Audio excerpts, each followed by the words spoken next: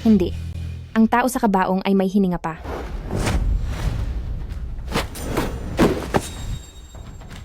Anong ginagawa mo? Bilisan ninyo, hulihin siya.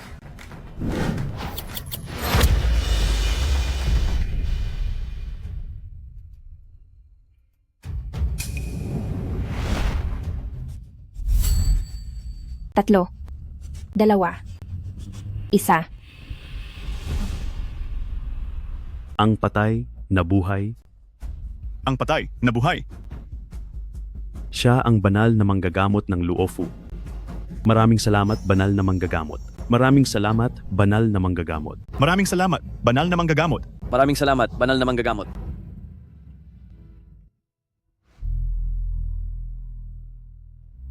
Bakit mag-isa kang nagpapacheck up? Nasaan ang asawa mo? Abalang-abala siya. 6 na taon kaming kasal, hindi ako pinayagan ni Fulin na bumisita sa ospital para makita siya, at ayaw din niya ng anak. Akala ko sadyang malamig ang pakiramdam niya, at ang pagpapakasal ay patunay ng pagmamahal niya sa akin. Ako ito. Parang boses ni Fulin iyon. Direktor? Ginang direktor? Palabasin ang pasyente sa loob. Masama ang pakiramdam ni Peyu. Siya muna ang i-prenatal check-up. Handa akong magbayad ng 3 beses sa pasyenteng ito. Pakiusap, lumipat ka.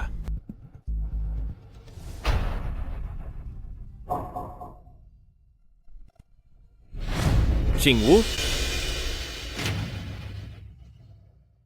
Bakit ka narito? Kaya pala hindi mo ako pinapunta dahil may iba kang asawa ng direktor at anak sa ospital. So Chingwu, pinapayuhan kitang maging mapagpasensiya. Huwag ka na sa ospital, lalo pa at lugar ito ng trabaho niya. Huwag kang mag-alala. Hindi ako makikipag-agawan ng lalaki sa isang asawa lang. Ako ang pinakabatang medical director. Ang tatay ko ay isang senior executive sa White Group. Ang batang ito, kaya kong buhayin. Ikaw! Pakiusap, kapag sinisira mo ang pamilya ng iba, huwag kang maging matigas ang dila. Naglakas loob kang saktan ako.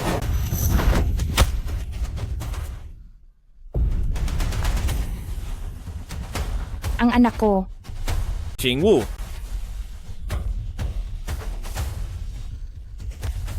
Peyu, ayos ka lang ba? Gusto mo bang magpa-full check-up? Wala lang. wala na ang anak namin. Pero ang inuna mo ay siya, kailangan ba niyang magpa-check up? So Kingwu, nawala man ang bata, pupwede pa tayong magkaroon ulit. Pinapangako ko sa'yo, basta sumunod ka lang. Ang posisyon mo bilang asawa ni Fu ay mananatili sa'yo. Hindi ako ang unang magdedemand ng divorce.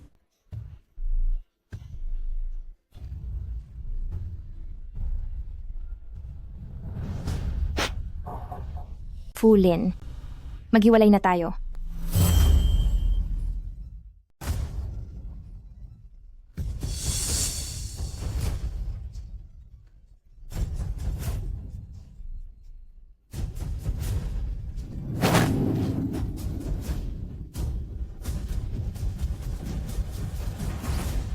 Umalis na talaga. Isang ulilang babae mula sa probinsya. Gumulo sa'yo ng 6 na taon. Ngayon lang nakahanap ng mas magandang mapapangasawa. Talaga bang gugustuhin mong makipaghiwalay?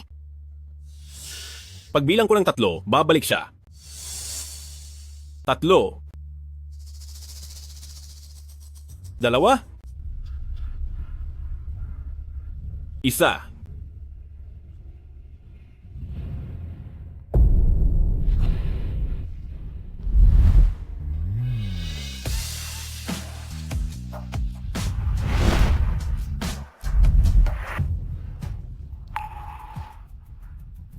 Fulin, napakakatawa-tawa mo. Paano mo nagawang yurakan ang sarili mo ng ganito?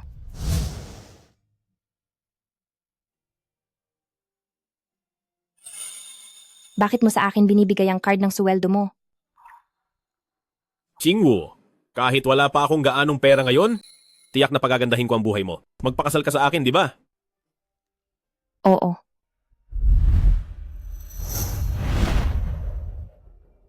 Hindi mabuting asawa si Fulin. Hindi sulit ang isuko mo ang lahat para sa kanya. Ako, si Alagang Chingwu, nagpapaalam na sa aking guro.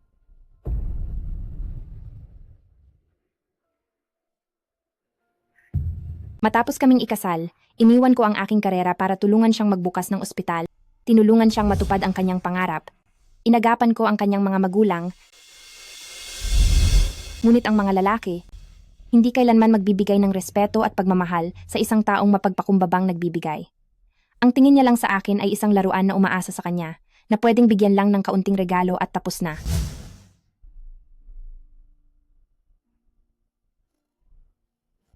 Asawa ko, happy anniversary!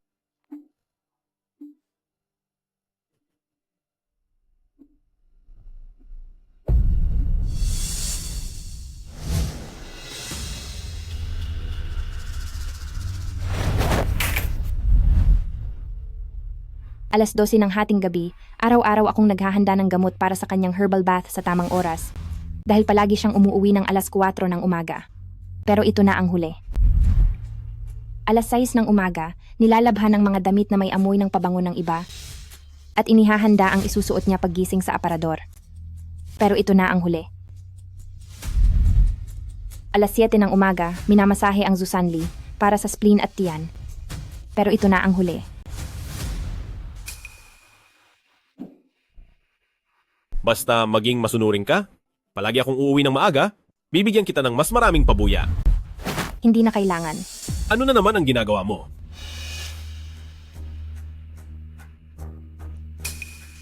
Inihanda ko na ang kasunduan sa diborsyo. Hati tayo sa lahat ng ari-arian sa mga nakaraang taon. Kung sumasang-ayon ka, pirmahan mo na. Dahil na naman to kay Peyo. Ilang beses ko na ba sa'yo sinabi? Si Peyo ang unikahija ng mataas na opisyal ng White Group. Kailangan ng ospital natin ang bagong gamot nila laban sa cancer. Puro negosyo lang ang ugnayan namin. Naniniwala ka ba talaga sa sinasabi mo? Bakit naman hindi ako maniniwala? Ginagawa ko to para mabigyan ka ng mas magandang buhay. Ikaw dyan sa bahay, namumuhay ng walang iniintindi, wala kang alam sa nangyayari sa labas. Alam mo ba kung gaano ako kapagod? Director Fu, may balita na po tungkol sa manggagamot ng Luo Fu. Mukhang mali ang timing ng pagbisita ko. Pati password ng gate namin alam niya. Mukhang kabisado pa niya ang kwarto namin. Chingwu, hindi mo alam kung gaano kahalaga sa atin ang manggagamot ng Luofu. Isa siyang buhay na manggagamot, sabi-sabi, kaya niyang bumuhay ng patay at pagdugtungin ng buto. Kapag nahanap natin siya, maliligtas pa ang sakit ni Director Lu. Hindi mo siya mahahanap. Wala kang naitulong, huwag ka nang magparinig. Fu, madam, baka hindi niyo alam, noong nasa rurok ng kapangyarihan si Ministro Lu, kilala siyang isang mahigpit na ministro. Basta magamot ang kanyang atake sa puso, ang ospital natin ang magiging pinakamalaki sa pribadong sektor. Ang usaping pagligtas ng buhay, hindi niya maintindihan. Sa aklat-aralan na lang tayo mag-usap. Pagkatapos ko rito, bibilhan kita ng regalo.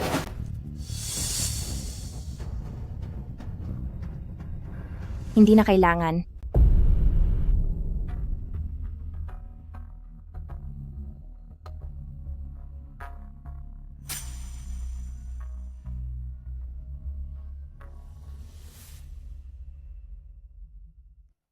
Miss Su, bakit ang bilis mong umalis? Ate-in-law, huwag kang magkamali ng isip. Natapunan ko lang ng kape ang sarili ko kanina, kaya nanghiram ako ng damit kay Director Fu. Tigil mo na ang palabas. Gusto mo ba yan? Sa'yo na. At pakisabi sa kanya na pirmahan na ang kasulatan ng diborsyo. Anong ikinagagalak mo? Kung hindi lang ako nagdoktorado sa ibang bansa 6 na taon na ang nakalipas, akala mo ba pakakasalan ka ni Fulin? Isang promdi ka lang? Hindi mo ako kayang talunin. Ni ayaw ko ngang makipag-agawan sa lalaki. Mas malawak pang mundo ang naghihintay sa akin.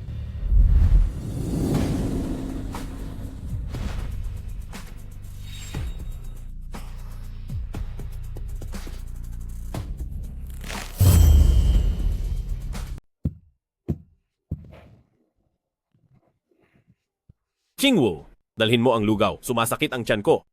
Batang guro, anong nangyari? Wangma, magluto ka ng lugaw. Batang guro, dati ang lugaw na ito, ang ginagawa ng ginang ng kusa, niluluto niya ng isang araw bago pa. Binabantayan ang kaldero, nilalagyan ng mahigit 20 uri ng gamot. Talagang hindi ko po alam. Ikaw? Hayaan na, gisingin ko na lang siya.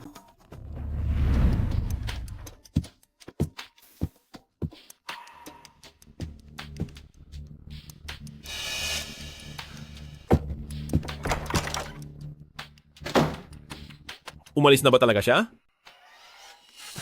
Hindi. Malambot ang puso niya. Su Qingwu, kapag iniwan mo ako, hindi ka mabubuhay ng mag-isa. Bumalik ka. Babalik ka at papatawarin kita. Magkita tayo pagpirmahan ang kasunduan sa diborsyo. Hello? Hello? Mabuti rin at umalis siya. Fulin, ako lang ang nababagay sa iyo. Huwag mo akong hawakan. Sumasakit ang tiyan. Hihintayin ko siyang bumalik. Kung iiwan niya ako, hindi siya mabubuhay. Ang dami mong ibinigay na alahas sa kanya noon. Kung magbenta siya ng ilan, sapat na para mabuhay siya ng ilang araw. Mali ka. Ang kahulugan ng mga alahas na iyon, alam niya ng higit kanino man. Iyon ang saksi ng aming pagmamahalan. Kahit dumating siya sa sukdulan, kahit mamatay pa siya sa gutom, hindi niya iyon gagalawin.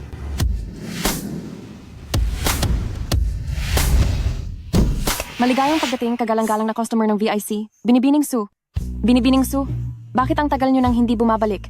Sa loob ng maraming taon. Dati ay tanga. Akala ko mas maganda ang bigay ng lalaki kaysa sa binili mo mismo. Ngayon ay maliwanag na ang isip ko. Ang lahat ng ito, ibenta na lang lahat. Miss Su, sandali lang po. Dito po kayo. Miss Su, ito po ang pinagbentahan ng inyong mga alahas. 20 milyon lahat. 20 milyon lang ang nabenta? Ang layo naman sa inaasahan ko. Bakit ka biglang nagbebenta ng alahas? Nako, malulugi na ba si Fulin? Magdidiborsyo na kami ni Fulin. Nag-iipon ako ng pondo para magtayo ng modernong laboratorio para sa tradisyonal na Chinese medicine. Talaga? Susukuan mo na talaga ang lalaking panlibre na yan? Ang saya ko lang eh. Nabalitaan ko ang lalaking panlibre na yan. Hinahanap din si Divine Dr. Luofu. Kapag nalaman niyang ikaw si Divine Dr. Luofu, siguradong pagsisisihan niya ng husto. Wala akong pakialam. Wala naman akong paki sa iniisip ni Fulin. Ganyan talaga ang pagiging strong independent woman natin. Sabi mo, magtatayo ka ng laboratorio? Ipapakilala kita sa isang tao. Senior ko siya noong high school, may PhD sa Harvard, ang numero 1 medical stock, ang CEO ng Bai Group. Si Bai Shijing. Sa loob ng maraming taon, hinahanap din niya si Divine Dr. Luofu. Hindi ko nga sinasabi. Nakilala kita. Teka lang ha. Nabalitaan nyo na ba? May asawang taga-probinsya si Director Fu, naging housewife ng 6 na taon. Lahat ng pera ay galing kay Director Fu. Gusto pa raw magdiborsyo para hatiin ang kalahati ng ari-arian. Walang silbi. Umaasa sa lalaki, mandaraya sa pera sa pamamagitan ng pag-aasawa at pagdidiborsyo, napakawalang hiya para sa aming mga babae. Bago ka humusga ng iba, dapat mo munang tingnan ang 3 salamin. Ang salamin ng katotohanan, ang salamin ng paggalang, at ang salamin na nagpapakita ng pagtatangi. Kung tungkol naman sa halaga ng isang may bahay, ang isang tao na hindi naiintindihan ang financial report ay natural na hindi kayang kalkulahin ang halaga ng 6 na taon ng pagiging may bahay.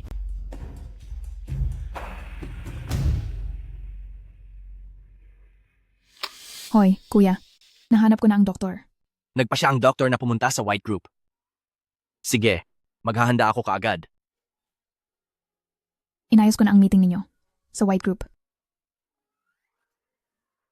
Ngayon nahiwalay na kayo. Dapat magbagong buhay ka. Tara, sa mall.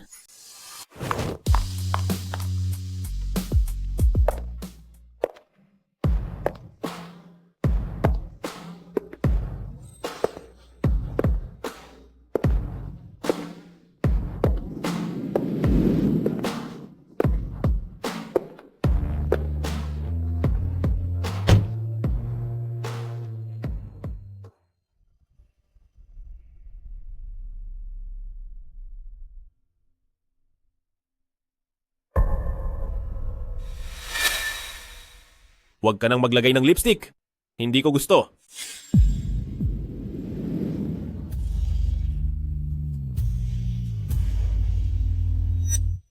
Simula ngayon, ako, si Su Qingwu, ay hindi na mabubuhay para lang pasayahin ang iba.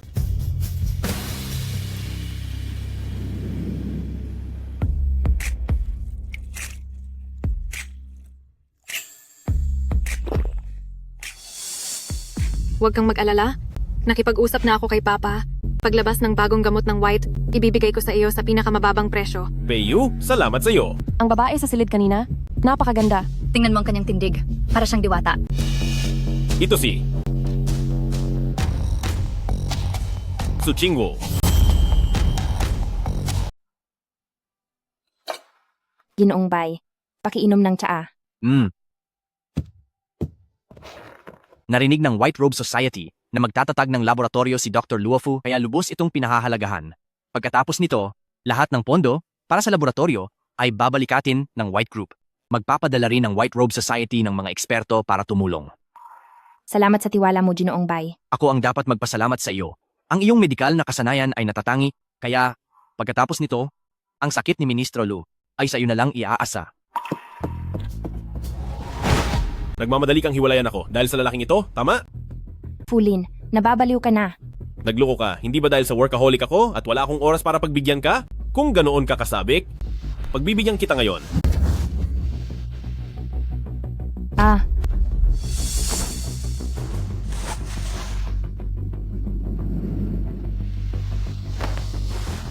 Ano? Naalala mo na? Gusto mo lang ang ginagawa ko sa iyo. Halika, ako ang magbibigay kasiyahan sa iyo.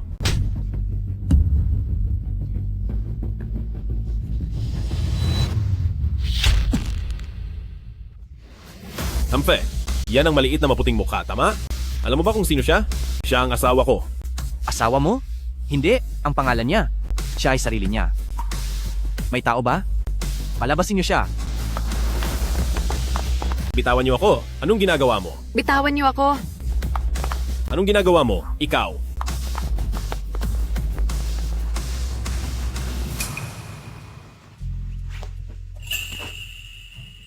Halika na.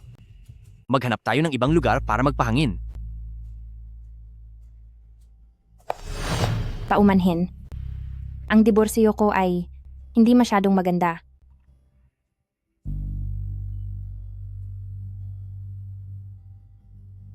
Ang pag-iwan sa isang maling relasyon ay kailangang ipagdiwang.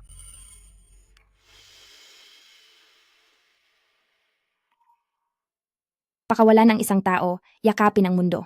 Mula ngayon, malaya na akong lumipad. Salamat. Ako. Ang buy group ay laging nasa likod mo.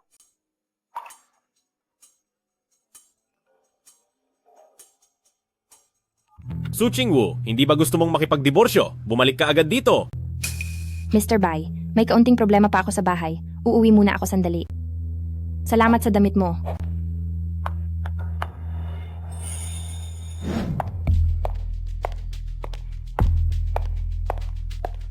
Qingwu, lumaki ka sa bundok, kaya hindi mo pa nakita ang kagandahan ng mundo. Manatili ka. Lahat ng ito ay sa iyo. Hindi ako sumama sa iyo dahil sa pera mo. Nakalimutan mo na ba, noong kinasal tayo, ikaw ay isang residente pa lamang na may buwanang sweldo na 2,000 at nagbabayad para makapasok. Naiintindihan ko.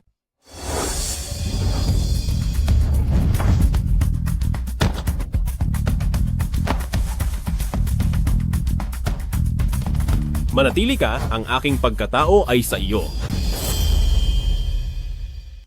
Manatili ka, ang sa akin ay sa iyo. Anong gusto mong gawin? Bitawan mo ako.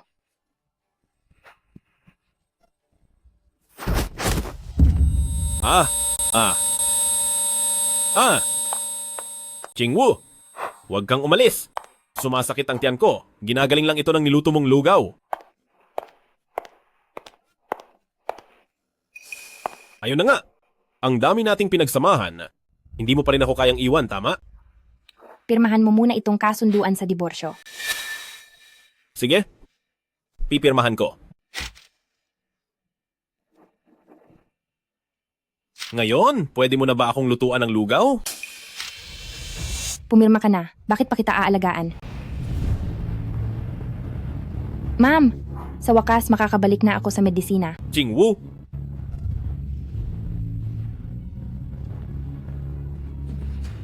Director Fu, kritikal ang kondisyon ni Director Lu. Kasalukuyan nang pinapatawag ang lahat ng doktor sa syudad para sa konsultasyon, pumunta po kayo kaagad. paparating na ako. Director Fu, nakikiusap po ako. Kailangan ninyong iligtas ang aking ama. Kayo ang pinakamagaling na siruhano sa buong bansa. Tiyak na may paraan kayo. Tumayo ka! Si Director Lu ay nasa yugto ng paggaling mula sa atake sa puso. Bakit bigla siyang naging kritikal? Noong nasa ospital si Director Lu, nadapa siya ng hindi sinasadya, nabasag ang tadyang at tumusok sa puso, Malala ang panloob na pagdurugo. Nagawa na namin ang lahat ng pang-emerhensiyang hakbang, ngunit hindi pa rin maganda ang sitwasyon.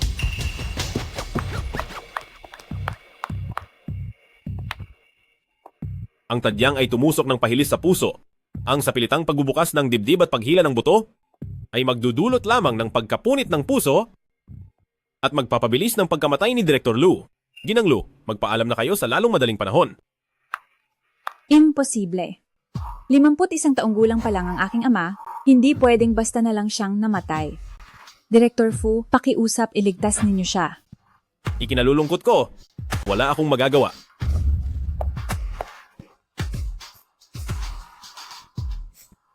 Ang doktor ng Luofu. Kung narito ang doktor ng Luofu, tiyak na maililigtas niya ang aking ama. Nasa tamang landas ka na. Noong ikinasal ka, hindi ko kinuha ang iyong mga silver needle. Ngayon ay maibabalik ko na sa iyo. Qingwu, sa pagbaba mo ng bundok, dapat mong gamitin ang iyong kakayahan upang manggamot at iligtas ang lahat ng nilalang. Ang iyong disipulo ay makikinig. Binibining Lu, bilisan mo, planuhin mo na ang libing. Matagal na ninyong hinahanap ang doktor ng Luofu, kaya alam nyo dapat na ang doktor ng Luofu ay isang misteryo. Ang matandang ministro ay wala ng pag-asa. Narito ang doktor ng Luofu. Sino ang nangangahas na sabihing wala ng pag-asa? Su Qingwu. Binibining Lu, ito ang nag-iisang Luo Fuyi Xian. Sa kanyang tulong, tiyak na gagaling si Director Lu. Si Su Qingwu ang Luofu Yisian? Imposible.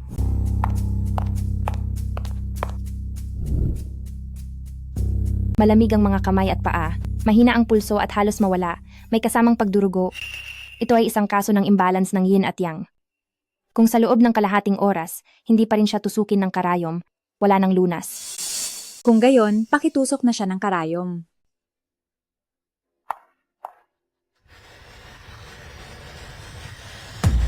Su Qingwu, huwag kang magulo. Buhay ng tao ang pinag-uusapan dito.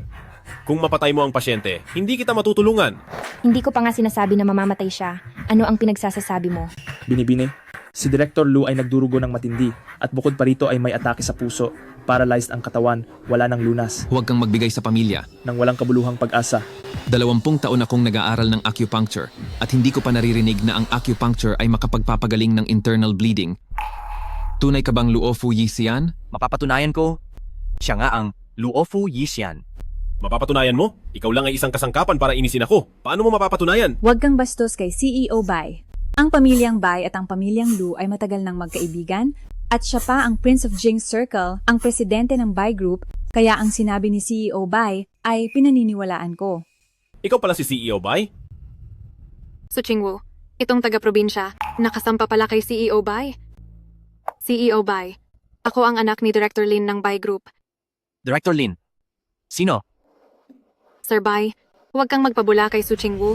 Hindi siya medical saint, isa lang siyang may bahay. Miss Lu, siya nga ang aking asawa. Isa ka lang talagang may bahay? Hindi, diborsyada na ako. Ako ay isang malayang tao. Wala na bang pag-asa si tatay?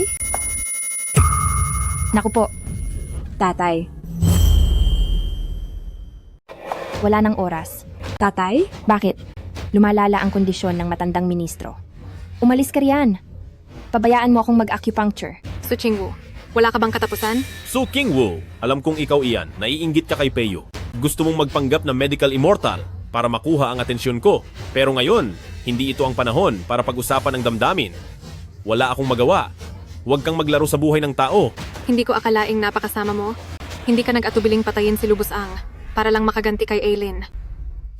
Kung wala kayong utak, ibigay nyo agad. Huwag nyo akong abalahin sa pagligtas ng tao. Tama nga, naiinggit ka sa akin. Kayang gamutin? Siyempre, ang pamilya ng pasyente ang magpapasya.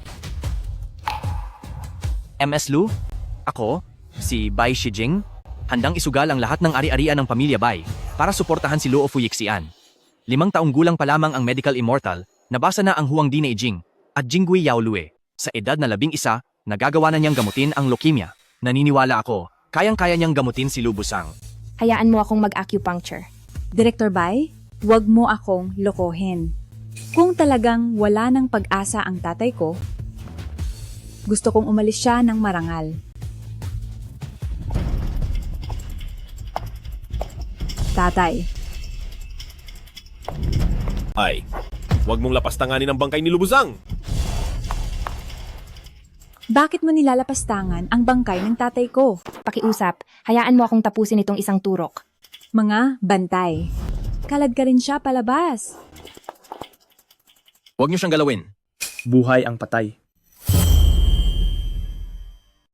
Ikaw nga si Roful Medico. Bitawan mo siya. Hindi ka panipaniwala. Talagang nabubuhay ng Rawful Medico ang mga patay. Nakita ko mismo na tumigil ang tibok ng puso ni Kalihim Lu. Ikaw si Roful Medico? Bakit hindi mo sinabi sa akin? Dahil hindi mo ako pinansin. Hindi ko hahayaang sunggaban ni Su Chingwu ang lahat ng karangalan. Ang iniksyon kanina, nagkataon lang iyon. Su Chingwu, isang ulilang babae mula sa probinsya, paano siya magiging si Roful Medico?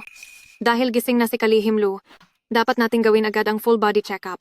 Kung gusto mong mamatay si Kalihim Lu, gawin mo iyan. Dr. Lin, huwag ka nang makialam sa paggamot sa tatay ko mula ngayon. Medico, ano ang susunod nating gagawin? Iabot mo sa akin ang aking sterile gloves. Aayusin ko ang buto ni Kalihim Lu.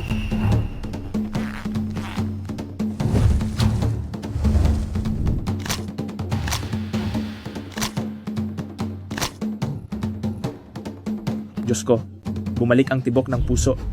Paano nangyari iyon? Tumigil ang internal bleeding, gumaling na rin ang heart attack.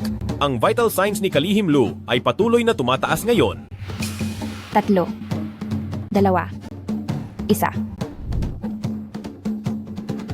Tatay. Nako, magaling na ako. Pati ang dati, na pamamanhid ng mga braso at binti mula sa heart attack ay gumaling na rin. Mula ngayon ikaw, ang magiging eksklusibong doktor ni Luhong. Ano man ang kailangan mo. Kahit ang kayamanan ng pamilya ni Luhong, ibibigay ko ang lahat.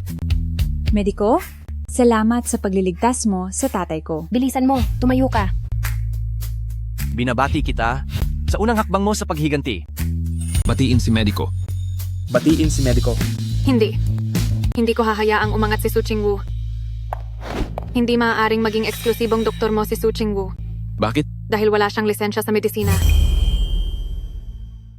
Si Su Chingwu lumaki sa probinsya. Hindi nakapag-aral, okay lang. Bata pa lang. Nagpakasal na at naging may bahay. Saan naman siya kukuha ng medical license? Walang medical license? Ito ang kailangan para maging doktor. Hindi ba ito illegal na pag-practice? Doktora, wala ka ba talagang medical license? Wala talaga akong medical license. Dahil hindi ko kailangan. Ha. Huwag kang magpatawa. Illegal ang pag-practice mo. Niloloko mo ang mga pasyente.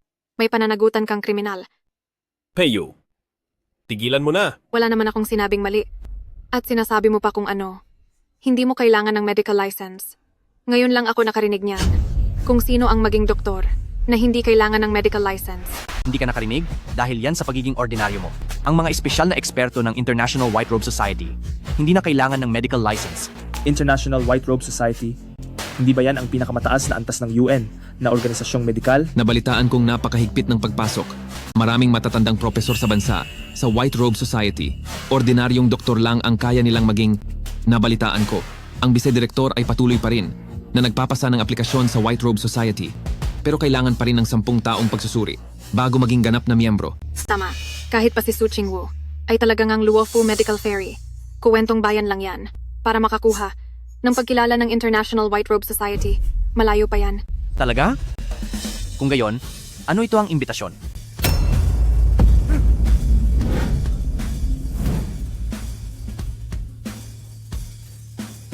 International White Robe Society. Iniimbitahan si Beb Su Chingwu upang maging espesyal na eksperto. Maligayang pagdating. Isa ka talagang espesyal na eksperto. Totoo bang espesyalista ka?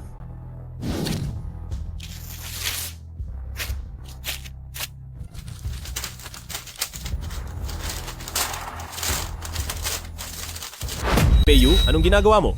Pagpeke lang ng sulat, iniisip mong mapapatunayan mong ikaw ay isang espesyalista?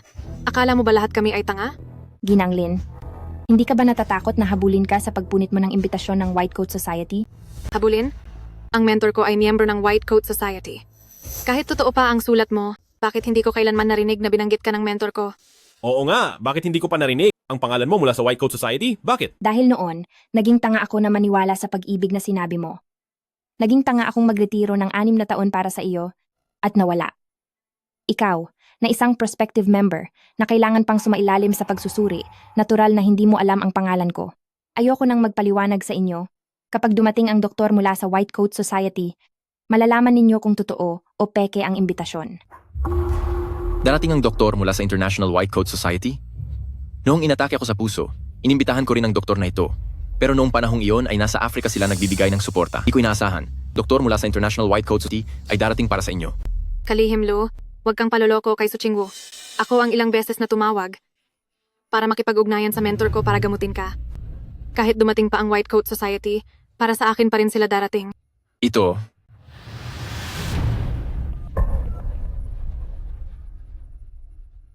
Guro, binisita niyo po ba si Kalihim Lu ngayon? Nasa ospital na ako, paparating na ako sa silid.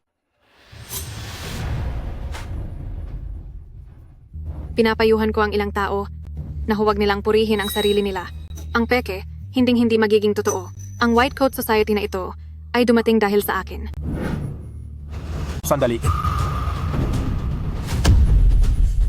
Guro, Uncle Master, huli na ako. Ma'am, na-late ako? Sige, ang mahalaga nandito ka. Ma'am, hindi ko talaga sinasadya na malate. Talaga pong nalaman ng lahat na ikaw ang tutulong, kaya naguunahan sila. Pinaghirapan ko po talagang makahingi ng pagkakataong makita kayo. Professor, paano mo siya tatawaging Junior? Ikaw ba yan? Ano nga ulit ang pangalan mo? Kahit hindi mo alam na siya ang espesyal na ekspertong inimbitahan ng White Garment Society, dapat alam mo na siya ang Dr. Immortal of Luofu na kilalang kilala. Bilisan mo at tawagin mo siyang Grandmaster. Kung hindi mo siya kikilalanin, hindi mo na rin ako kailangang kilalanin. Grandmaster. Sige na, kakagaling lang ni Director Lu. Kailangan pa niyang magpahinga. Paalisin niyo na ang lahat. Ikaw, maiwan ka, at pag-usapan natin ang susunod na plano ng paggamot. Sige po.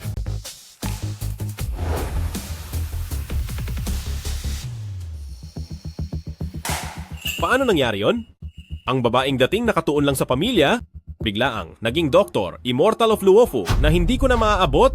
Ang Dr. Immortal of Luofu na yan, baka naman pangalan lang. Komplikado ang sitwasyon kanina. Sino ang nakakaalam kung siya ang nagligtas o ang aming first aid ang umubra? Kahit na ganun, siya pa rin ang espesyal na ekspertong kinilala mismo ng propesor mo. Hindi natin masisiguro dahil ang propesor ko ay binata pa rin sa loob ng maraming taon. Kung kaya mong magkaroon ng kabit sa labas, bakit hindi pwedeng may iba si Suching Wu na tulad ng propesor ko? Ano?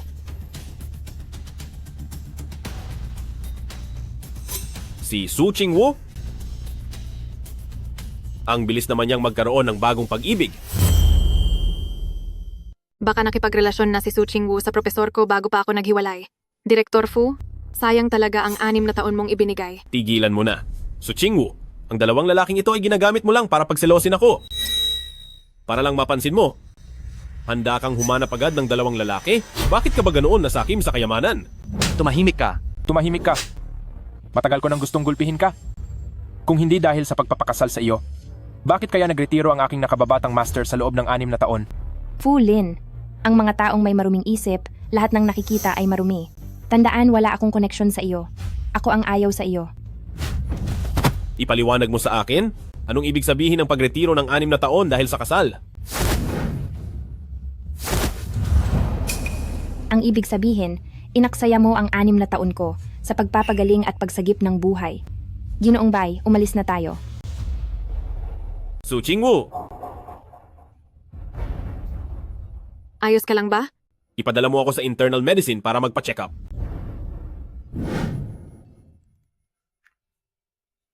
Paumanhin, para gawin kang katuwaan. Dati kasi, medyo bulag ako. Ayos lang. Naipareserba ko na ang mga doktor sa hotel. Gusto mo bang tumira malapit sa ospital? Nagpaplano akong magbenta ng isang bahay. Sige, naghahanap nga ako ng matutuluyan.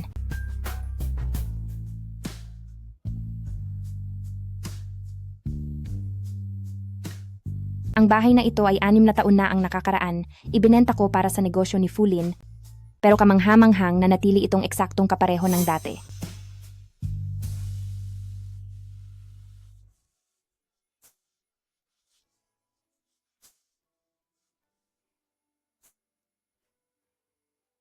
pati ang silid tulugan ay eksaktong kapareho. Gusto mo ba? Kung gusto mo, ibebenta ko sa iyo ng 5,000. 5,000? 5,000 ba kada metro kwadrado? Buong halaga, 5,000. Bumagsak na ng husto ang presyo ng bahay ngayon. Ang gasto sa pagpapanatili ng bahay ay mas mataas kaysa presyo ng bahay mismo. Kung handa si Ginang Su na bilhin ito, maaari kaming magpalitan ng WeChat at magpadala ng bayad sa akin. Itong si Mr. Bai, mukhang hindi nakakaalam ng realidad. Hindi niya alam kung gaano kataas ang presyo ng bahay ngayon. Hindi ko pwedeng samantalahin yan. Kahit na kailangan ko ng pera. Ganito, 5,000 na lang ang upa ko sa'yo sa bahay. Miss Su, pwede ba tayong mag-add sa WeChat? Kung may problema sa bahay, pwede mo akong kontakin. Sige, salamat po Mr. Bai. Pupunta muna ako para maging pamilyar sa lugar. Ang aking manok na unan. Sobrang saya ko. Aking munting sisiw. Miss na miss ka na ni Mama. Mr. Bai, sino ang nagpapaarkila ng bahay na hindi nagbabayad ng upa? Bakit hindi mo na lang sabihing libre na lang sa kanya ang tirahan? Ibibigay sa kanya ng libre? Hindi niya yan kailanman tatanggapin. Mr. Bai, salamat talaga sa iyo ngayong araw. Masaya ako. Sige, kung may kailangan kami, aalis na kami.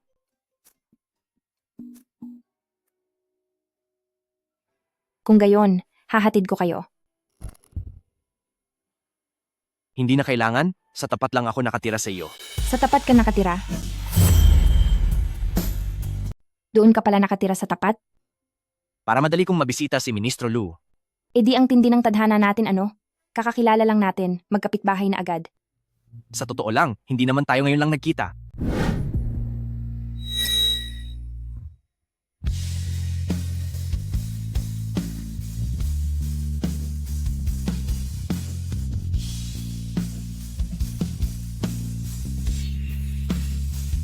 Halika, dahan-dahan ka.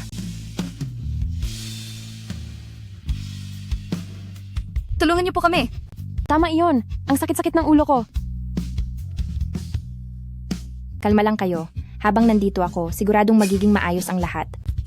Mula noong araw na iyon, bilang isang ateísta, sa unang beses ay naniwala ako na sa mundong ito may mga Diyos talaga. Sa buhay kong binubuo lang ng mga numero at plano na puro itim-puti ang kulay, biglang nagkaroon ng kulay. Talagang nakakataon. Oo nga pala, kung balak mong magtayo ng laboratorio, pupwede na tayong pumirma bukas. Pwede bang ang lugar ng pirmahan ilipat na lang sa bahay ng pamilya Bai? Gusto sana kitang pakiusapan, pakitingnan mo ang lola ko? Siyempre, walang problema.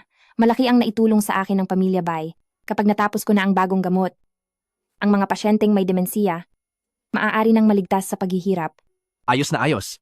Siguradong dahil sa isang taong may pusong maawain na parang Diyos ng medisina ka, magiging proud sila. Hindi ko naman hinahabol ang mga iyan. May isang pangarap lang talaga ako. Pagod ka na rin ngayon, magpahinga ka muna ng maayos. Matulog ka. Pagkagising mo, kakain tayong magkasama. Bilang selebrasyon ng matagumpay mong paghihiwalay at ng magandang pagtutulungan natin. Sige, magandang tanghali. Magandang tanghali.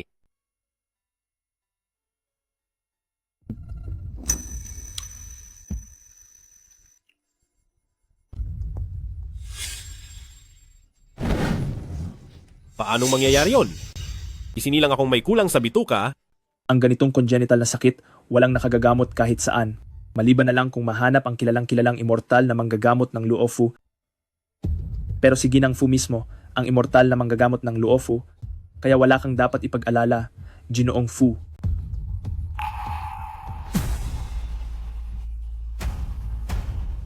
Imposible. Hinding-hindi niya ako ililigtas.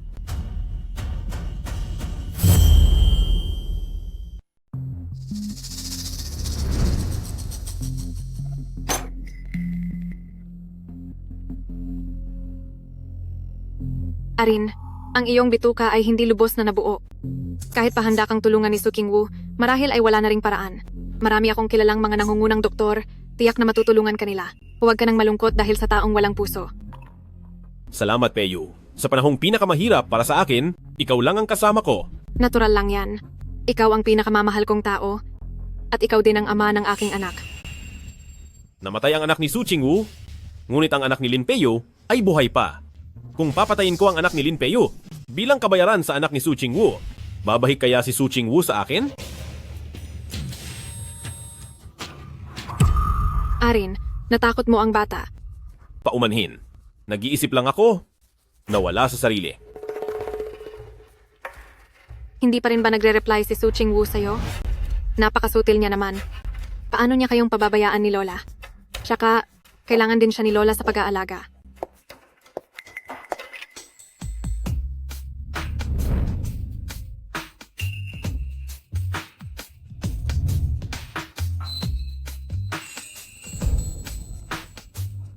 Pagkatapos nilang maghiwalay ni Su Chingwu, bakit biglang ang galing na niyang magpaganda? Sinapian ba siya? Talagang nagpaganda ka ng husto? Para mag-sorry sa akin, di ba? Alam kong hindi siya mabubuhay kung wala ako. Huwag kang mag-isip na madali kitang patatawarin.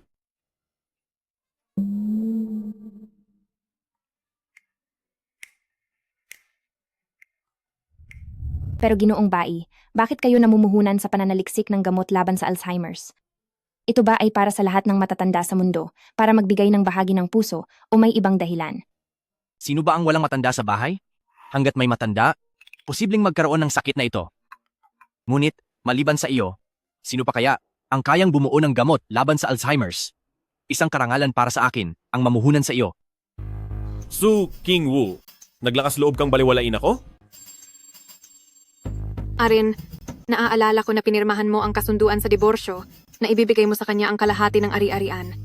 Ngunit siya ngayon ay nambababae sa ibang lalaki. Kumuha tayo ng mas maraming ebidensya. Para sa panahong iyon, wala siyang makukuha kahit isang sentimo. Tama. Huwag siyang umasa na makakakuha ng kahit isang sentimo mula sa akin. Tingnan natin kung paano niya mapapanatili ang kanyang kaakit-akit na imahe para mangakit ng ibang lalaki. Bakit kaya biglang gustong makipagdiborsyo ni Su Chingwu sa iyo? Siguradong nakipag-ugnayan siya kay Bai Shijing. Pero sa tingin ko, kayang magkagusto ni Bai Shijing sa kanya. Siguradong akala niya ay makakakuha siya ng kalahati ng ari-arian at makuha ang aming mga resulta ng pananaliksik. Ito ang bunga ng aming pagsisikap sa loob ng maraming taon. Huwag umasa si Su Chingwu na makukuha niya ang anumang resulta. Saka, ito ang impormasyong naipon ko tungkol sa gamot kontra Alzheimer na pinag-aralan ko kapag may oras. Siyempre, hindi na kailangan pang tingnan ang iyong research report. Total, ikaw si Luo Fu Yisian at ang iyong research material lamang ang maituturing na may autoridad. Luo Fu Yisian, huwag kang tumawa. Seryoso ako sa bawat salita ko. Naku, huwag ka nang mambola pa. Paulit-ulit kang Luo Fu Yishian. Nilalabasan na ako ng balahibo. Kung gayon, kumain muna tayo. Inihanda ko na ang pagkain ng mas maaga. Lahat ng ito ay paborito mo. Alam mo pa rin kung anong pagkain ang paborito ko? Mukhang si CEO Bai ay nagpursige talaga para kunin ako bilang isang talento, hindi nagkulang sa pagsisikap. Siyempre, tanging ang mga tanga lamang ang mawawalan sa iyo. Alam na alam niyang nandito ako, pero nakikipagsabayan pa rin sa ibang lalaki sa publiko. Su Chingwu, sumosobra ka na! Hindi mahalaga kung ikaw ay si Luo Fu Yisian o isang henyo sa medisina. Sa huli, hindi ka pa rin lampas sa pagiging isang may bahay. Isa lamang aso na pwedeng paluin ni Alin kahit kailan. Tingnan natin kung paano mo pa itatago ang iyong kahihiyan mamaya. Ang Fus Hospital ay matagal nang nagde-develop ng gamot kontra cancer, sabi-sabi, na ito na ang pinakamahalagang yugto. Plano mo bang bumalik at tulungan siya? Ito ang resulta ng taon ng aking masusing pananaliksik. Si Su Chingwu ay biglang dumating. Hindi ba't gusto niya lang agawin ang kredito? Pero hindi ko hahayaang mangyari ang gusto mo. Paumanhin, makakaabala lang po. Paumanhin po, gagambalain ko lang po kayo. Ihaharap ko na po ang pagkain ninyo.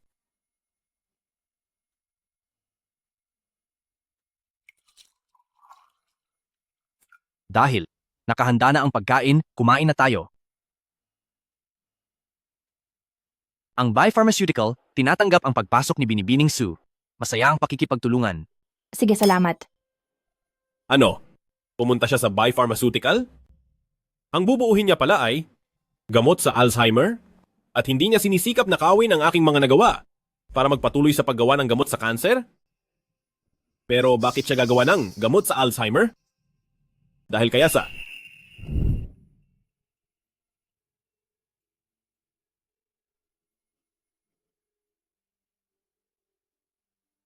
Mahal, nabalitaan ko na ang ospital kamakailan ay kumita ng malaki. Pwede mo ba akong bigyan ng kaunting pondo? para pag-aralan. Ang gamot sa Alzheimer. May kaibigan ako na nakatuklas ng formula, hindi kakailanganin ng maraming pondo at magiging matagumpay ito. Kung ayaw mong alagaan ang nanay ko, sabihin mo ng direkta. Huwag mong sirain ang pera ko at magpanggap na napakabuti mo. Kung ang gamot sa Alzheimer ay madaling gawin, bakit hindi nila ginawa? Mahal, wala akong. Umaasa lang ako na si nanay ay gumaling ka agad. Ganito, ipapakita ko sa iyo ang formula. Ito ay talagang... Tama na. Pwede bang huwag mo akong gambalain? Pagod na ako sa pag-aaral. Ng gamot sa kanser. Wala akong oras para pag-aralan ang mga kalokohan mo. Kung may Alzheimer, magpahanap lang ng mag-aalaga, napakadaling gawain. Ang pagkakaroon ng kanser ay maaaring ikamatay ng isang tao, iyan ang mahalaga. Huwag mo akong palaging ginagambala dahil sa maliliit na bagay. Asawa, walang alam.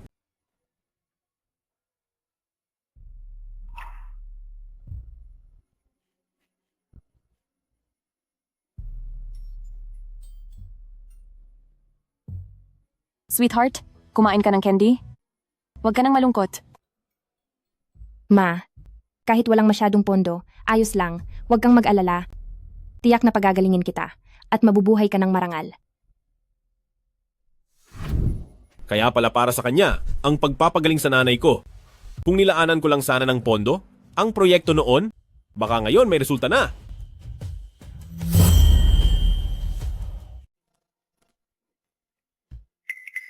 Alvin.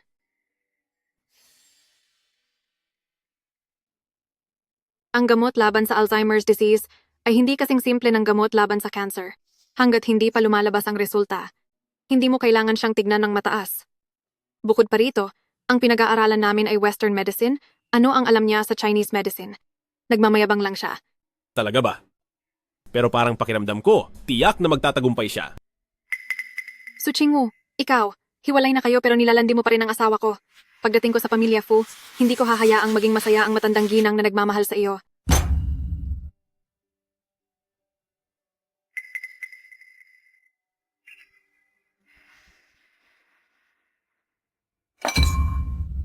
Wala bang sobering service ang inyong star-rated restaurant? Patawad po talaga, sir.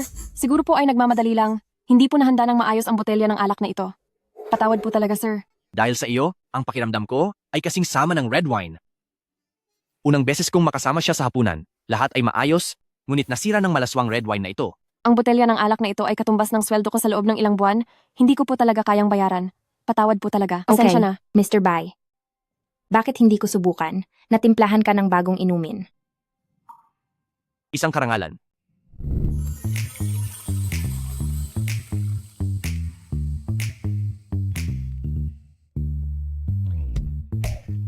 Mr. Bai, pwede po bang makahiram ng posporo? Ang aking karangalan. Ang inumin na ito ay tinatawag na Orange Glow para sa iyo.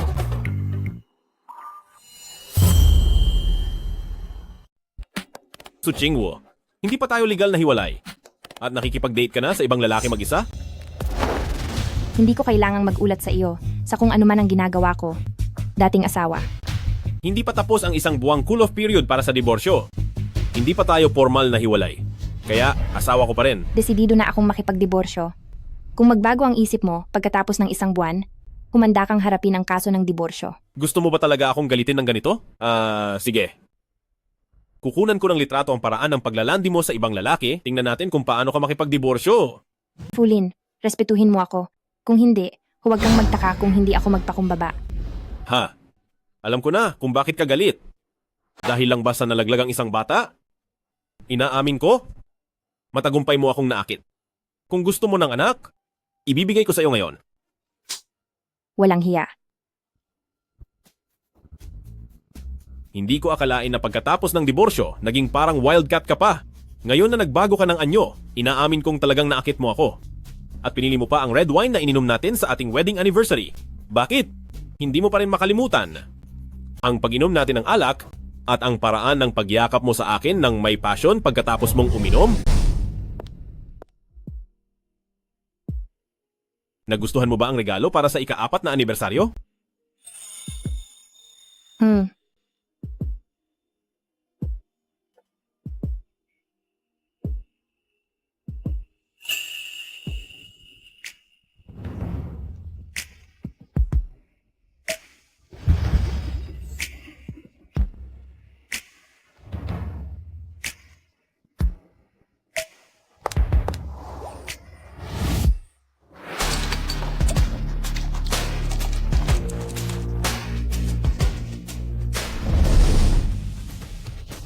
Gusto mo bang ulitin ang nakaraan ngayon?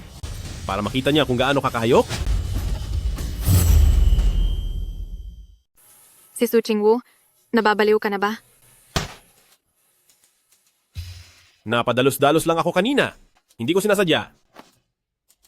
Fulin, dati, bakit hindi ko napapansin na ganyan ka kamanipula? Nagsisisi ako sa damdamin ko para sa iyo dati. Pakiramdam ko hindi ka karapat-dapat. Ngayon, nasusuklam ako tuwing nakikita kita. So Chingwo, huwag mong abusuhin ang kabaitan. Hindi mo ba nakita na ayaw niya? Kahit ikaw pa si Presidente Bai, wala kang karapatang makialam sa mga problema ko sa bahay, di ba? Kung ganoon, ang Vice Pharmaceutical bilang pinakamalaking supplier ng gamot para sa Fuse Hospital, may karapatan ba? Paumanhin, Presidente Bai. Si Aileen ay nabaliw lang dahil kay Su Chingwu, kaya siya naging bastos sa inyo. Ngunit ang mga gamot ng Fuse Hospital ay umaasa pa rin sa inyong tulong. Tara na.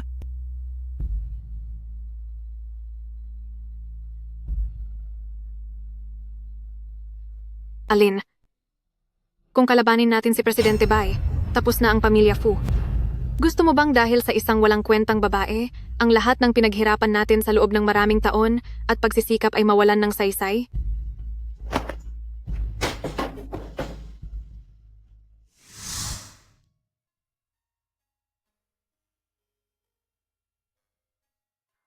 Hayes, Kung laging magbubuntong hininga, tatakas ang swerte. pasensya na. Presidente Bai, naging katawa-tawa ako sa paningin ninyo. Aba! Sayang at hindi ko nainom ang orange light, talagang nakakapanghinayang.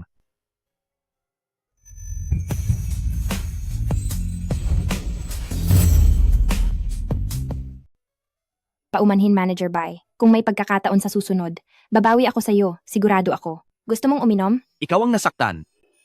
Hindi ikaw ang dapat humingi ng paumanhin.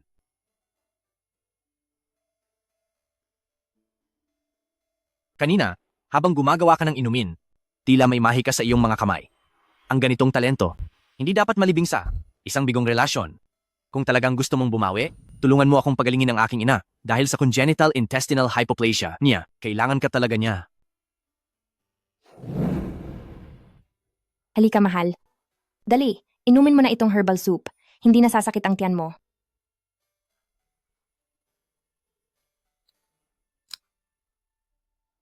Kumakain naman ako sa oras araw-araw. At luto mo pa ang kinakain ko. Hindi naman basura na takeout. Bakit mas lalo lang sumasakit ang tiyan ko? Mahal, sa totoo lang hindi ito sakit sa tiyan, kundi dahil sa congenital intestinal hypoplasia.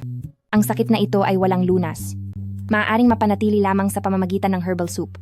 Pero huwag kang mag-alala. Gagawa ako ng herbal soup para sa iyo sa tamang oras para mawala ang sakit mo. Hindi ka naman doktor. Anong pinagsasasabi mo dyan? Gusto mo lang ipagyabang ang iyong galing, di ba? Isang mangkok lang na simpleng lugaw. Tingnan mo kung paano ka magyabang.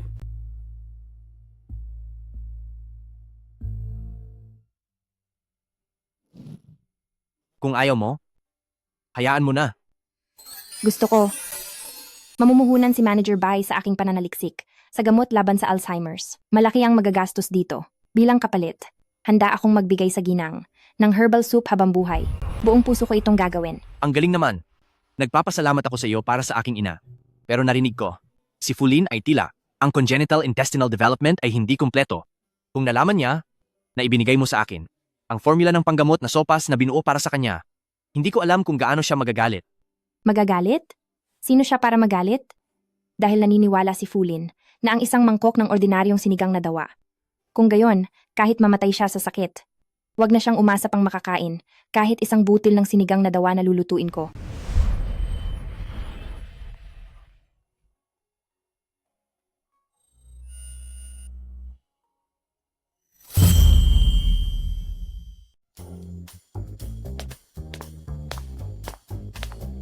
Ikaw na bata ka?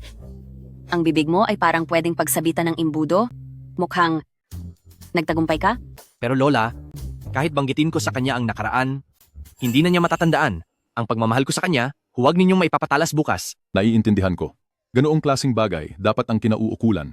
Ang magsabi kapag umamin ng buong pagmamahal. Kahihiwalay lang niya, tiyak na wala siyang gana sa pag-ibig. Ayaw ko rin na siya ay mawalan ulit ng pag-asa sa pag-ibig. Kaya, handa akong maghintay.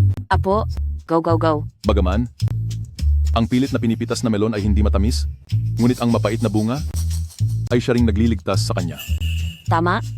Arin, sabi ni tatay, ang lola ng pamilya Bai ay mayroon ding congenital intestinal atresia. Wala itong lunas. Ngunit nagpatawag sila ng isang sino na doktor na marunong magluto ng medicated meal, bukas ng umaga ay darating na sa pamilya Bai. Bakit hindi? Bumisita tayo bukas sa lola ng pamilya Bai. Pagdating ng resipe ng medicated meal, ang sakit mo ay gagaan.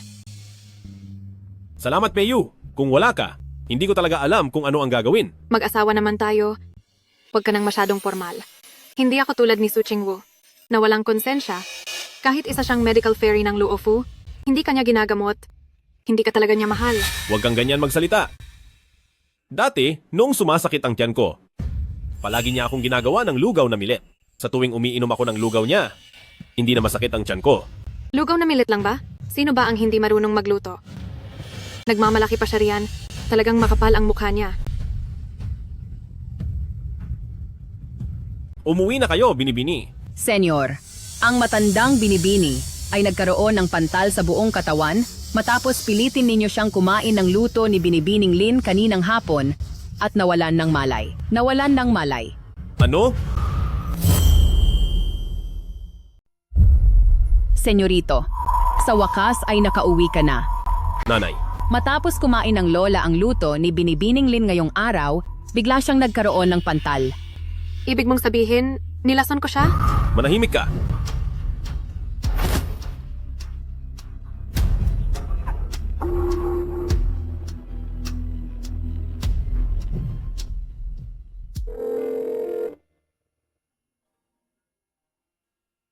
Hoy, nanay. Su Qingwu, nagkasakit at nagkapantal ang nanay ko at hindi mo pa sinasagot ang tawag ko. May konsensya ka pa ba? Gusto mo bang mamatay ng maaga ang nanay ko? Nagkapantal? May kinain ba siyang nakaka-allergy? Pinakain niyo ba si nanay ng mangga? Mangga? Ang niluto ni Binibining Lin para sa lola ngayong araw. Hindi ba at mango cake iyon? Tang. Ito ba ang cake na pinakagusto mong kainin? Wow! Maraming salamat. May mangga pala? Kung gayon, hindi ako makakakain. Bakit? Ipinagbilin sa akin ng aking mahal na manugang na bawal kumain ng mangga dahil magkakaroon ako ng mga pulang spot. So, allergic ka pala sa mangga? Mas maganda kung mamatay ka sa allergy. Sa bahay na ito, kahit sino nakampi kay Su Qingwu, kahit aso pa ay dapat tanggalin. Ganoon pala. Kung gayon, inaapi niya ang lola at nililimitahan ang lola. Ayos lang, imported na mangga ito, walang mangyayari kung kakainin. Kung gayon, sige.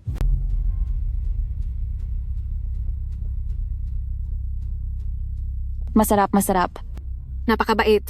6 na taon na ang nakalipas kung hindi dahil kay Su Qingwu na handang alagaan ang iyong demensya. Karapat-dapat ba siyang pakasalan si Alin? Kapag namatay ka na, hindi na gagamitin ka ni Alin para manggulo kay Su Qingwu.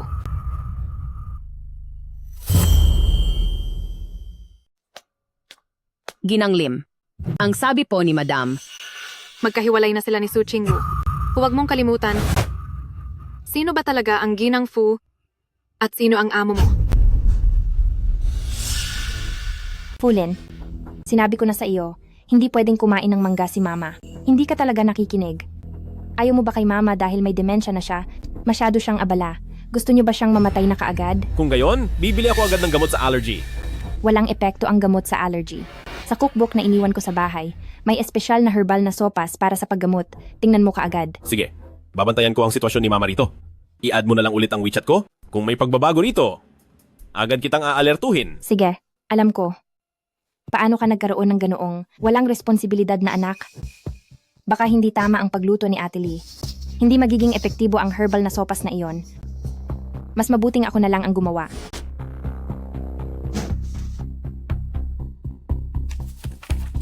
Kaya pala siya, laging iniisip ang aming relasyon. Nagsisikap na maging isang mahusay na asawa na marunong magluto at mabuting manugang.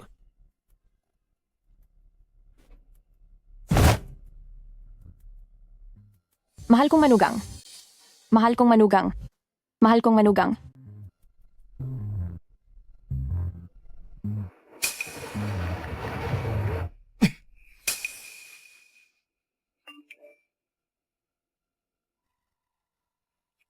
Su Qingwu, ikaw ang tinatawag ni Mama?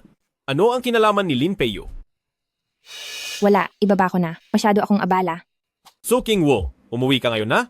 Mag-uusap tayo tungkol sa paghahati ng ari-arian. Kung hindi ka babalik, wala kang makukuha kahit isang sentimo. Sige, subukan mo. Hello? Hello? Su Qingwu, ikaw na walang puso. Sayang ang pagmamahal ni Mama sa iyo. Ikaw na walang utang na loob. Ma, nandito na ako. Si Su Qingwu, bakit ngayon ka lang? Arin, ang recipe ni Su Qingwu, hindi ko masyadong maintindihan. Pwedeng, Hintayin mo ako sa silid-aralan. ako, Ma, bakit ka naging ganyan? Su Qingwu, umalis ka na, bakit ka pa bumalik? Paumanhin, nahuli ako. Ang lintik na matandang babae. Maaga o huli, papatayin kita. Pinaghanda kita ng halamang gamot.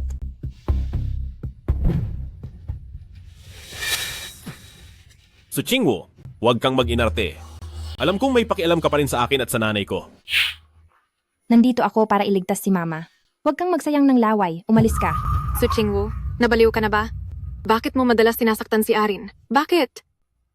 Hindi kita sinaktan, tama? Sino sa bahay na ito ang hindi nakakaalam na ayaw ni Mama ng mangga? Sabihin mo, ikaw ba ang gumawa niyan? Hindi si Peiyu, kundi si Mama ang lihim na kumain.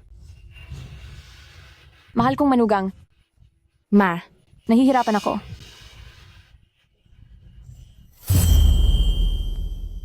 Aking manugang, Ma, masama ang pakiramdam ko. halika. Ma, kumusta?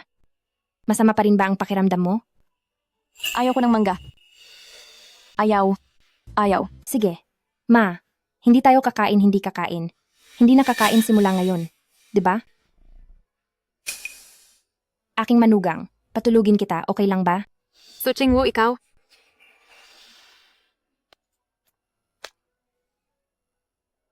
Walang problema. Nandito ang manugang mo. Sobrang gabi na. Dito ka na matulog? Hindi na kailangan. Hiwalay na tayo. Mas mabuti na may distansya. Sa susunod na buwan, pupunta tayo sa Civil Affairs Bureau para maghiwalay. Kung maglakas loob kang magsisi. Huwag kang magtataka kung sisiguraduhin kong magsisi ka ng labis. Su Qingwu, seryoso ka ba? Kung hindi lang dahil sa kabaitan ni Mama sa akin dati. Hindi ako babalik para paalalahanan ka tungkol sa diborsyo. Imposibleng. Tumapak ako rito. Su Qingwu, may hindi ka ba nagustuhan? Sabihin mo, hindi kailangan ng ganito. Hindi ako masaya. Fulin, linawin mo sa sarili mo. Dati sa bahay na ito, ikaw at ang tatay mo ang hindi masaya sa akin. Akala ko, ang pagtitiis ay magdudulot ng mapayapang pagsasama. Sa totoo lang, panaginip lang iyon. Isang malaking ilusyon.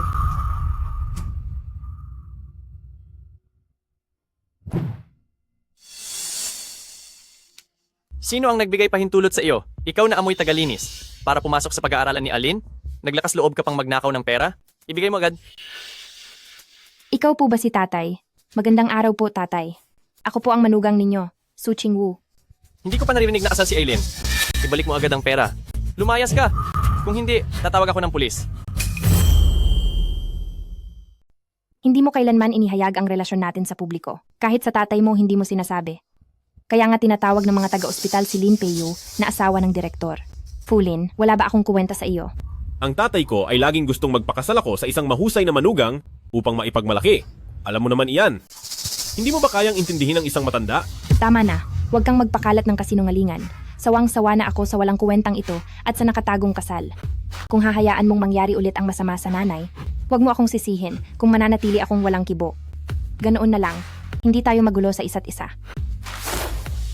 Hindi ba't iniisip mo lang na hindi ko ibinigay sa iyo ang iyong titulo at nahihiya ka sa labas? Halika sa akin. Fulin, ano ba? Ito lahat ay binili ko para sa iyo. Su Qingwu, sa pamilya Fu, ang lahat ng ginagamit mo at kinakain, alin ba ang hindi pinakamahusay? Kung hindi mo gusto ang mga ito, palitan ko lahat.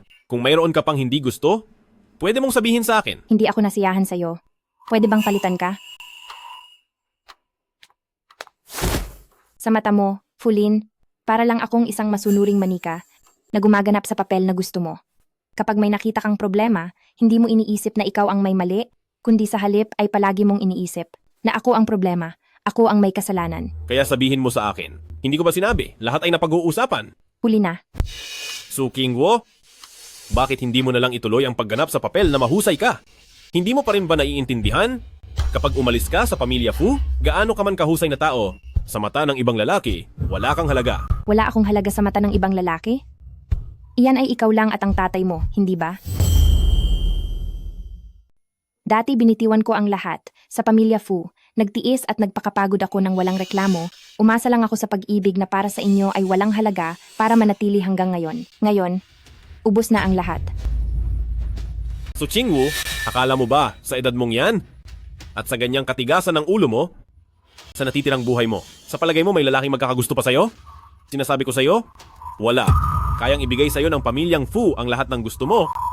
Kasama na ang tinatawag mong pagmamahal, kaya ko ring ibigay yan sa'yo. Hindi mo na kailangang makipagdiborsyo. Bitawan mo ako. Wala akong dapat sabihin sa'yo. Eh di wag na. Hindi ba sabi mo ang buhay natin masyadong matamlay? Kung ganon, bigyan natin ng konting thrill. Fulin, bitawan mo ako. Bitiwan. Kumusta ha? May nararamdaman ka na ba? Fulin, bitiwan mo ako. Isasampa ko sa'yo ang kasong panggagahasa.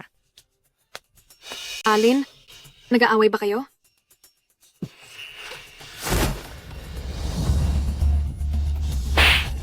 Fulin, sawang-sawa na talaga ako. Nagawa mo pang pagsuotin si Lin Peiyu ng aking pantulog. Ganun mo ba talaga akong gustong ipahiya? Si Peiyu ay pumunta ngayon para ipagluto ng herbal na pagkain ng nanay ko. Wala siyang dalang damit kaya... Ganito pala kayo mag-usap tungkol sa trabaho sa umaga. Talagang nakaka-excite pala ha? Ano bang pinagsasasabi mo? Bawat segundo na manatili ako rito ay nakakasuka. Su Qingwo, tandaan mo ang mga sinabi mo ngayon. Kapag nakalabas ka na at walang lalaking papatol sa isang gamit na katulad mo, huwag kang babalik na umiiyak. Su Qingwo, nalaglag mo ang gamit mo. Su Qingwo, gusto mo bang magbago ng estilo para makuha ang atensyon ni Aileen? Kasi muntik mo na itong magawa. Pero ang relasyon namin ni Aileen ay malalim. Basta magaling ko siya. Sa congenital deficiency sa bituka, ako na ang magiging bagong ginang Fu ng pamilya Fu. Oh, talaga? Sa kasamaang palad, bibiguin kita. Dahil ang kanyang sakit ay hindi gumagaling, kailangan lang itong alagaan ng herbal diet. At saka, nagsawa na ako kay Fulin, para sa iyo na lang siya. Nagpapanggap lang. Gabing-gabi na, bakit ka nandito? Nang umalis ka, pababa pa lang sana ako para magtapon ng basura. Nakita kitang nagmamadaling umalis. Gabing-gabi na, hindi ligtas ang nag-iisa, kaya palihim akong sumunod. Hindi ka naman siguro magagalit sa akin, di ba? Siyempre hindi. Mahirap nga kumuha ng sasakyan sa gabing-gabi na. Nag-aalala nga ako dahil hindi ako makakakuha ng sasakyan. Maraming salamat. Walang anuman. Tara, sumakay na tayo.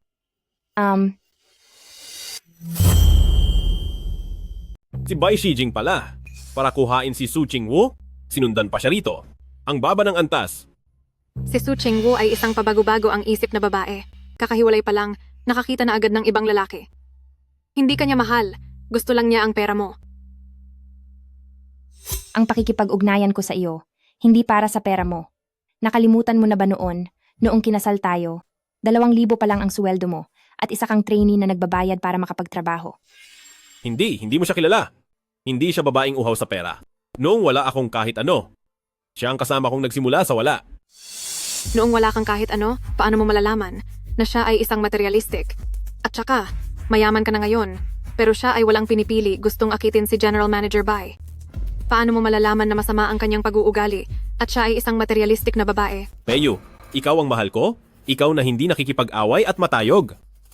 Hindi tulad ngayon, makitid ang utak, puno ng selos. Arin, hindi ako. Hindi ako tanga, nahayaan mo lang akong lokohin. May sarili akong pagpapasya. At sa susunod, ayoko nang marinig mula sa bibig mo anumang paninira sa kanya. Ako ang may kasalanan sa kanya na wala ko ang anak namin. Hindi ako isang mabuting ama.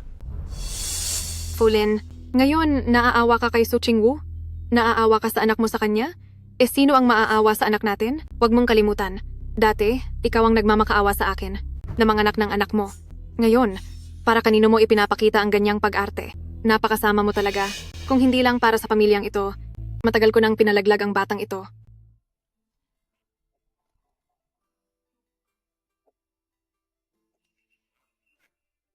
umaga pa lang, amoy alak na. Anong nangyari sa'yo? Kumukulo na ang tiyan ko. Gusto kong kumain ng niluto ng mahal kong manugang. Ma, may tinapay sa ref. Kumain ka muna. Mahal kong manugang, hindi na kita kayang lutuan. Bakit? Dahil diborsyado na kami. At hindi na rin siya babalik. Ano, hindi na babalik? Hindi na babalik? Tumigil ka na sa pag-iyak. Ang ingay. Si Su Chingwu rin. Talaga, siya pala ang Luofu Yixian. Pero hindi sinabi agad. Nakita ko ang daming kaibigan kong may malalang sakit ang hindi na makahabol ngayon. Sayang talaga. Tay, pwede bang bawasan mo ang sasabihin mo sa harap ni nanay? Pinaluha mo na siya. At saka, bakit mo binato ng balat ng pakwan ang ulo ni nanay? Asawa mo siya. Marami rin siyang naitulong sa iyo noong bata pa siya. Bakit? May mali ba sa sinabi ko? Kung itinago niya ang kanyang pagkakakilanlan, okay lang. Pero nagawa niyang kumuha ng reseta para sa lunas sa demensya at dalhin sa bahay ng iba para pag-aralan. Hindi siya karapat-dapat maging manugang ng pamilya Fu? Palagi namang kinikilala ni Su Chingwu ang sarili niya bilang manugang ng pamilya Fu. Pero kami ang hindi nagpakita sa kanya bilang Masamang tao. Masamang tao. Huwag mong pagsalitaan ng masama ang aking minamahal na manugang. Patayin ka, patayin ka. Ikaw na matandang walang kwenta, lumayo ka. Kung poprotektahan mo pa si Su Chingwu, ang mapagkanulo na iyan. Pati ikaw itataboy ko. Tay, pwede bang tumahimik ka? Hindi pa ba sapat ang gulo sa bahay? Nanay, huwag na umiyak. Huwag na umiyak. Hindi ko na talaga papayagan ng sinuman na pagsalitaan ng masama ang minamahal kong manugang, okay? Ayoko nang makinig. Ikaw ang nagdala sa aking mahal na manugang at nawala siya. Ma! Anong maganda sa pag-alo ng isang hangal? Ano mang nakakalungkot na bagay, kalilimutan lahat pagkatapos ng isang tulog. Palayasin mo na siya agad, paalisin, nang walang dala. Tapos pakasalan mo si Peyo. Ang tatay niya ay senior executive ng White's Pharmaceuticals. Makakakuha siya ng malaking diskwento para sa mga gamot ng ating ospital. Pa, si Su Chingwu ang asawa ni Fu na pinakasalan ko ng marangal at dinala sa pamilya Fu. Huwag mo na siyang hamakin ng ganito. Sa tingin ko wala ka na talagang silbi. Kailan ko siya hinamak? Hayaan mo na, bibisita pa ako sa pamilya. By mamaya, maliligo muna ako.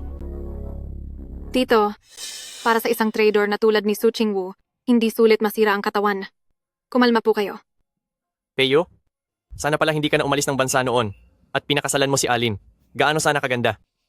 Tito, buntis na po ako sa anak ni Alin. Pag naghiwalay sila sa katapusan ng buwan, magpapakasal na kami dahil sa pagbubuntis. Sa susunod na taon, tiyak na makakakarga na kayo ng apo. Peyo, ang galing mo talaga. Mahusay ka sa bahay at sa labas. Tinulungan mo pa si Alin sa kanyang negosyo. Ang pamilyang Fu ay napakapalad na magkaroon ng manugang na tulad mo. Nahihiya po akong pinupuri niyo ako ng ganyan, Tito. Nahihiya po ako. Ay teka, Tito, ang gamot laban sa cancer ng ospital ng Fu ay paubos na. Naisip kong gamitin ang pagkakataong ito para bisitahin ang pamilya Bai, para makuha ang gamot na ito. Magandang ideya yan kung magagawa ito. Makatipid ang pamilyang Fu ng malaking halaga sa pananaliksik. Si Su Chingwu ay gusto ring makuha ang puhunang ito para mag-research ng gamot sa Alzheimer's. Kung maunahan niya tayo, ang yaman ng pamilyang Fu ay masisira. Ano? Ang babaeng iyon? Nangangahas siyang agawin ang pondo ng pamilyang Fu. Tama po, Tito. Ang pangunahing problema ay hindi pa nila alam ang kanyang ugali at walang nagsasabi sa kanila tungkol sa nakaraan niya. Kung hahayaan natin siyang magpakita ng magandang salita, hindi ba siya mauuna? Huwag kang masyadong mag-alala diyan. Kakilala ko si matandang Ginoong Bai ng Baishi. Miyembro kami ng iisang chess club. Mamaya, sasama ko sa iyo para bisitahin ang pamilya. Bye! At sa harap ni matandang Ginoong Bai, ibubunyag ko ang tunay na pagkatao ni Su Chingwu. Ibalik natin ang pondo ng ating pamilyang Su. Talaga ba?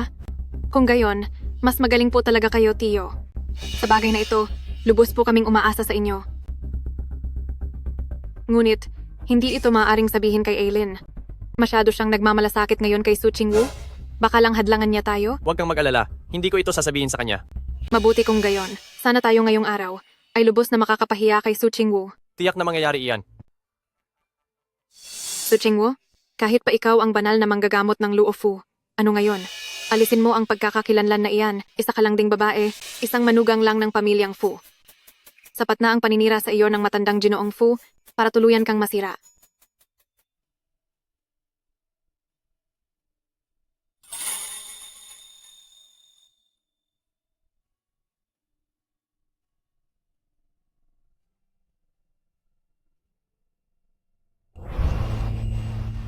Ako, hindi ko sinasadya ang pagdampi. Hindi ko intensyon na samantalahin ka. Pero gusto kong samantalahin ka. Napakasarap ng ganyang paghipo mo sa akin.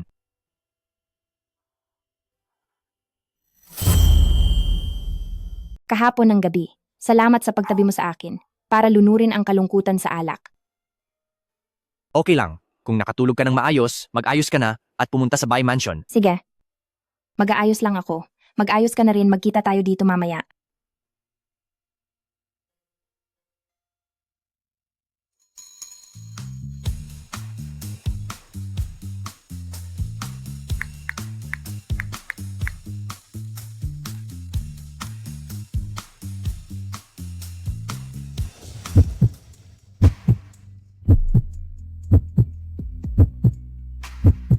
Bakit mo ako tinititigan ng ganyan? May pinagkaiba ba? Wala. Ang ganda mo. Salamat. Binibining Sue. Gusto mo bang kumuha ng divorce certificate? Talaga bang kaya mong gawin iyan? Kung totoo nga, gustong-gusto ko. Wala naman akong ganitong kakayahan. Ngunit, kaya ni Ministro Lu. Nakipag-usap na ako sa kanya. Sabi niya, hanggat gusto mo, kahit anong oras ay pwede. Talaga ba? Talagang salamat kay Ministro Lu. Kung pupwede ngayong araw, pagkatapos kong mabisita si matandang Ginang Bay, gusto ko sanang makuha na agad ngayong gabi ang sertipiko ng diborsyo. Sige, gusto mo bang maghapunan muna sa bahay ko? Sasamahan kitang kunin ang sertipiko ng diborsyo ngayong hapon. Salamat Presidente Bay. Walang anuman, masaya rin ako para sa'yo. Kung maging matagumpay ang proposal ngayong araw, kapag nakuha na niya ang sertipiko ng diborsyo, sakto namang kukuha kami ng sertipiko ng kasal. Dalawang malaking biyaya sabay-sabay. Kung ganon, tatawagan ko na ngayon si Fulin. May suporta tayo ni Ministro Lu, kaya hindi ko na inaalalang umatras pa siya.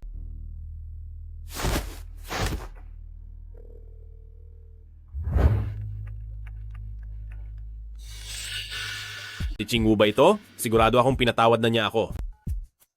Chingwu, pinatawad mo na ako, tama ba? Pinaaalala ko lang sa'yo na maaari na nating kunin ang sertipiko ng diborsyo ngayong araw.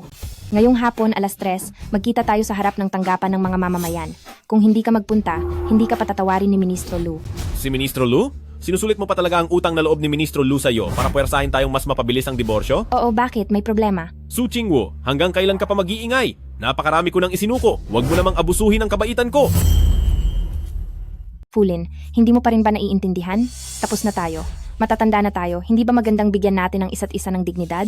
Kung hindi, kung aabot pa talaga sa punto ni Ministro Lu, ikaw lang ang masasaktan. Binabantaan mo ba ako? Ikaw ang nagbabanta sa akin. Wala bang kahit kaunting bagay sa bahay na ito na gugustuhin mong manatili?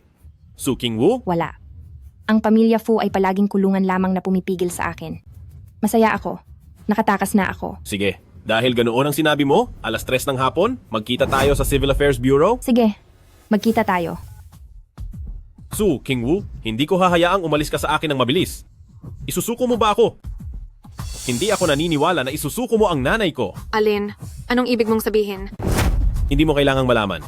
Ma, sa hapon, makakapigil ka ba kay Su Chingwu? Nakasalalay lahat sa iyo.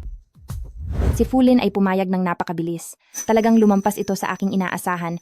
Baka may masamang balak siya. Huwag kang mag-alala, sasama ako sa iyo noon. Hindi niya kayang gumawa ng gulo. Oho. Sige, pumunta muna tayo sa bahay mo. Oho.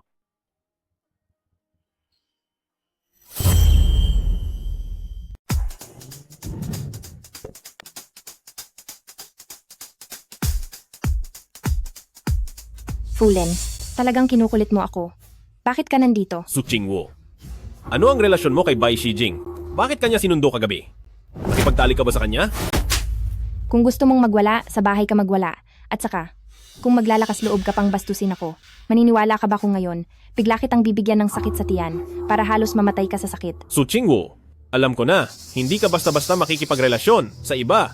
Nagpapakabanal ka para sa akin, hindi ba? Su Chingwu, nagkamali ako, hindi kita iiwan. Hindi ka rin iiwan ni nanay. Hindi ka iiwan ng pamilya, Fu. Huwag kang masyadong umasa. Hindi ako nagpapakabanal para sa kahit sino. Hindi ako kasing baba mo, na mahilig mga liwa, bago ko makuha ang divorce papers. Hindi ako papayag na makita mo ang kahit. Anong pwedeng ipanira mo sa akin sa hinaharap? Bakit mo ba ako gustong diborsiyuhin? Akala mo ba kapag diniborsyo mo ako, pakakasalan ka niya? Huwag kang mangarap, gusto lang niya ang galing mo sa medisina, hindi ka niya mahal. Ako lang ang nagmamahal sa iyo. Paano mo nalaman? Gusto ko lang ang kanyang kasanayan sa medisina? Ikaw, anong ibig mong sabihin? Ang ibig kong sabihin, napakaganda niya at may kakayahan. Karapat dapat sa pinakamagandang okasyon, kayang magluto, at may kakaibang kasanayan sa medisina. Bakit hindi ko siya magugustuhan? Pero, isa lang siyang babaeng taga-nayon. Paano siya magiging karapat-dapat sa inyong pamilya, Bay? Iyan ay ayon lang sa iyong pag-iisip. Kapag umalis siya sa inyong pamilya, Fu, maraming gustong pakasalan siya sa kung saan-saan. At saka, ikaw ang hindi karapat-dapat sa kanya. Kung wala siya, isa ka pa ring dukhang doktor hanggang ngayon. Paano nangyari iyon? Nag-aral ako sa prestihiyosong universidad bilang medikal na estudyante. Dati mo siyang tinulungan ng palihim? Ang mga nakaraang taon. Pwede ko bang sabihin? Sige, hayaan siyang tingnan ang kanyang sarili sa salamin. Tingnan kung anong klaseng tao siya. Magkasabwat kayong dalawa. Anong ibig sabihin nyo? Hindi mo pa ba naiintindihan? Kung wala si Su Qingwu, isa ka pa ring walang kwentang taong umaasa sa iba hanggang ngayon. Ano? Si Su Qingwu? Linawin mo ang iyong sinasabi. Ano bang ibig sabihin nito? Noong nagsimula kang magtagumpay sa negosyo, hindi dahil may isang misteryosong panauhin na nag-invest sa iyo, kundi si Su Qingwu, siya, ipinagbenta niya ang kanyang pinakamamahal na bahay. Ano? Ako ay isang mga gamot sa Luofu. Ang prinsipyo ko ay manggamot at huwag magpabayad. Pero ang guro ko ay nagbigay sa akin ng isang lugar para manirahan. Ito ay 2 marangyang mansyon na nagkakahalaga ng 10 bilyong piso. Mayroong isang taong nagsabi dati, mamuhunan ng 10 bilyong piso para itatagko ang pribadong ospital ni Fu. Ito ba ay galing sa iyo? Oo, tama. Ang pangalan ng investor ay Linda Hai. Siguradong pamilyar ka sa pangalang ito. Siya ang tatay ni Lin Peiyu. Naku, niloko ako ni Lin Peiyu. Dati, sinabi niya na siya ang kumuha ng puhunan na ito mula sa pamilya Bai at malaki ang naitulong ng kanyang ama.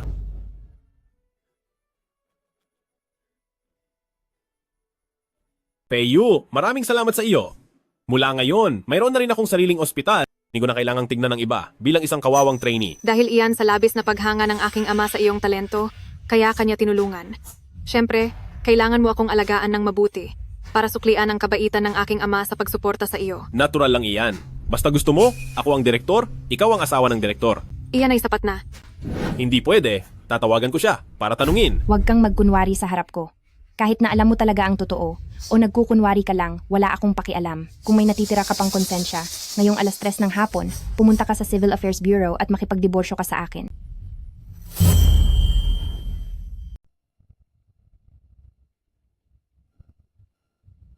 Qingwu, nagkamali ako. Si Lin Peiyu ang nanloko sa akin. Lin Peiyu, naglakas loob kang linlangin ang aking pasasalamat sa iyo. Hindi ko hahayaang mangyari ang gusto mo. Ang asawa ng aking pamilya, Fu. Tanging si Su Qingwu lamang. Ginangbay. Ang ayos na ganito. May masaya bang okasyon sa bahay? Ang anak ko na bihirang umibig. Ngayon ay magpo-propose at magtatapat ng pag-ibig sa kanyang magiging manugang. Si CEO Bai? May nagugustuhan na siya? Anong pamilya kaya ang dalaga? Hindi niya naman sinabi. Pero sabi niya, ito ang kanyang tagapagligtas. Ang babaeng matagal na niyang lihim na minamahal sa loob ng 10 taon. Iniisip ko, ang taong iyon, siguro ay anak din ng isang kilalang pamilya. Ma, may kaunti akong alam dito. Ang taong iyon ay isang henyong manggagamot at napakaganda niya. Talaga? Napakabuti. Kung mayroon tayong manugang na henyong manggagamot, hindi na tayo mag-aalala sa sakit ng buong pamilya. Manugang na henyong manggagamot? Hindi kaya si Su Qingwu? Paano mangyayari yon? Si Su Qingwu ay isang pinaglumaan lamang ni Fulin. Siya ba ang karapat-dapat magpakasal sa pamilya Bai? Binibining Bai? Sino po ang sinasabi ninyong henyong doktor na nag-aral sa ibang bansa at may doktorado sa medisina? Isa siyang tradisyonal na doktor at siya ang tanyag na Luo Fu Yi Xian. Ano? Si Su Qingwu pala? Binibining Lin? Binibining Lin? Bakit ka ganyan? Wala. Oh, nakalimutan ko bigla ang regalo ng aking ama para kay Tia Bai. Ginangbay, alam kong may congenital intestinal agenesis kayo at madalas kayong magkaroon ng sakit sa tiyan. Ang 1000 taong gulang na ginseng na ito ay espesyal na binili ng aking ama. Kung iinumin ninyo ito na may kasamang tubig, mababawasan ang sakit ninyo. Pinahahalagahan ni Binibining Lin. Narinig kong may pasyente dito sa lungsod na may congenital intestinal agenesis tulad ko. Nang kumain siya ng lugaw na ginawa ni Luo Fu Yi Xian, hindi na siya nasaktan. Hindi ko alam kung totoo ito o hindi. Bakit si Su Qingwu na naman? Hindi ko siya hahayaang maging manugang ng pamilya Bai. Kung hindi ang pagpatay ko sa kanyang anak, sigurado akong gagantihan niya ako. Walang ganyan, tita. Yang sinasabi ninyong si Lo Fu, ang banal na doktor, may naririnig ako tungkol sa kanya. Isa lang siyang mayayabang na tao. Ano? Mayayabang na tao? Anong nangyayari? Ginangbay, hindi ninyo alam. Itong si Lo Fu, ang banal na doktor, ay si Su Qingwu.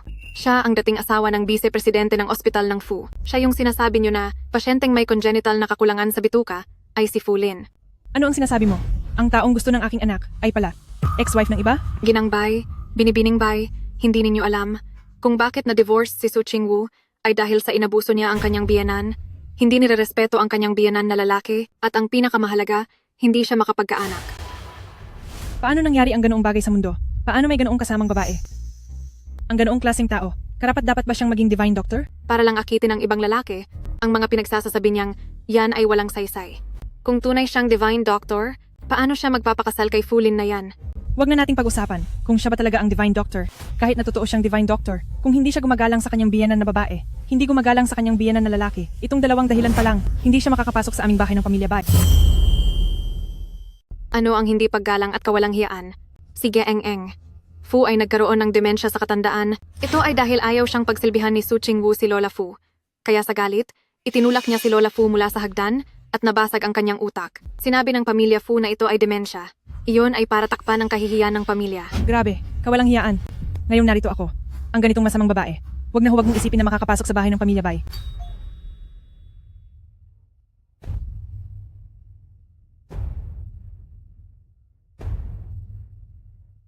Mama, ang Divine Dr. Luofu, inimbita ko. Ginyang. Bye. Ako si Su Qingwu. Nabalitaan kong mayroon kang congenital gastrointestinal disease. Narito ako para ipagluto ka ng nakapagpapagaling na pagkain. Hindi na kailangan ng nakapagpapagaling na pagkain. Anong uri ng tao ang hindi namin kayang imbitahin kung may nagplano ng masama? Para ako ay magdusa ng husto, ang libreng tanghalian na ito ay masyadong mahal. Mama. Patawad? Sumasama ang pakiramdam ng tiyan ni Mama. Hindi siya maganda ang pakiramdam. Humihingi ako ng tawad para sa kanya. Ayos lang. Sa unang pagkikita pa lamang, si Gen-Eng. Bai ay ayaw na sa akin. Siguradong may nagsabi sa kanya ng masasamang bagay. Ang nauna sa amin ay isa lamang. Si Lin Peiyu iyan. Napadaan lang ako para magdala ng ginseng kay Madam Bai. Bakit ganyan kayo makatingin sa akin? Isa pa, ang daming manloloko sa tradisyonal na medisina. Hindi naniniwala si Madam Bai sa tradisyonal na medisina. May masama ba roon? Shijing, dati sinabi mong magpo-propose ka ngayon sa babaeng matagal mo nang gusto. Kung ganyang klaseng babae, hindi na kailangan. Ma, ano ba yung sinasabi mo? Dito si Qingwu para magluto ng nakapagpapagaling na pagkain para sa iyo. Masakit ang tiyan mo. Pilit ka lang umiinom ng pain reliever, hindi nito nalulutas ang ugat ng problema. Ang tradisyonal na medisina lang ang makapagpapagaling yan. Ang babaeng tulad nito nasasaktan pa ang sarili niyang biyanan. Paano ko kakainin ang luto niya? Dali alisin mo siya dito. Sa bawat segundong nakikita ko siya, nandidiri ako. Ma, saan mo naman narinig ang chismis na iyan? Palaging marespeto at mapagmahal si Qingwu kay Madam Fu. Kailan niya sinaktan si Madam Fu? Kumalat na itong balita. Pinagtatakpan mo pa siya. Nabighani ka ba niya? Tandaan mo, ang manugang ko sa pamilya Bai. Pwedeng sinuman, pero hinding-hindi ang babaeng tulad niya. Ma, hindi po ganyan. Pakinggan niyo po ang paliwanag ko. Madam Bai, hindi ko alam kung bakit ganyan ang inyong pagkamuhi sa akin. Dahil binigyan ako ng pamilya Bai ng malaking pondo para makagawa ng gamot. Kaya ako nandito para gamutin kayo. Ito ang gamot na binago ko. Sadyang binuo para sa mga taong may congenital gastrointestinal diseases. Isa lang ang inumin mo at hindi ka nasasaktan sa susunod na atake mo. Mama,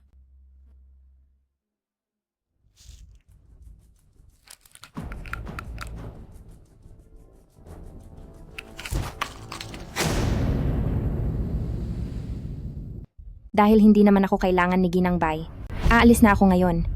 Pero, nagpapasalamat pa rin ako sa tulong ng pamilya Bai. Sandali lang.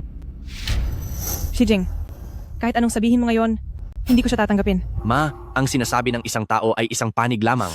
Tamang-tama, lahat ng kasangkot ay nandito ngayon. Bakit hindi mo tanungin ang ibang kasangkot kung ano ang sinabi nila? Fulin, tamang-tama, may ilang tanong ako sa iyo. Magpo-propose si Bai Shijing kay Su Qingwu. Kung ayaw mong maging maayos ang buhay niya at laging nasa ibabaw mo, sumunod ka sa akin at siraan si Su Qingwu.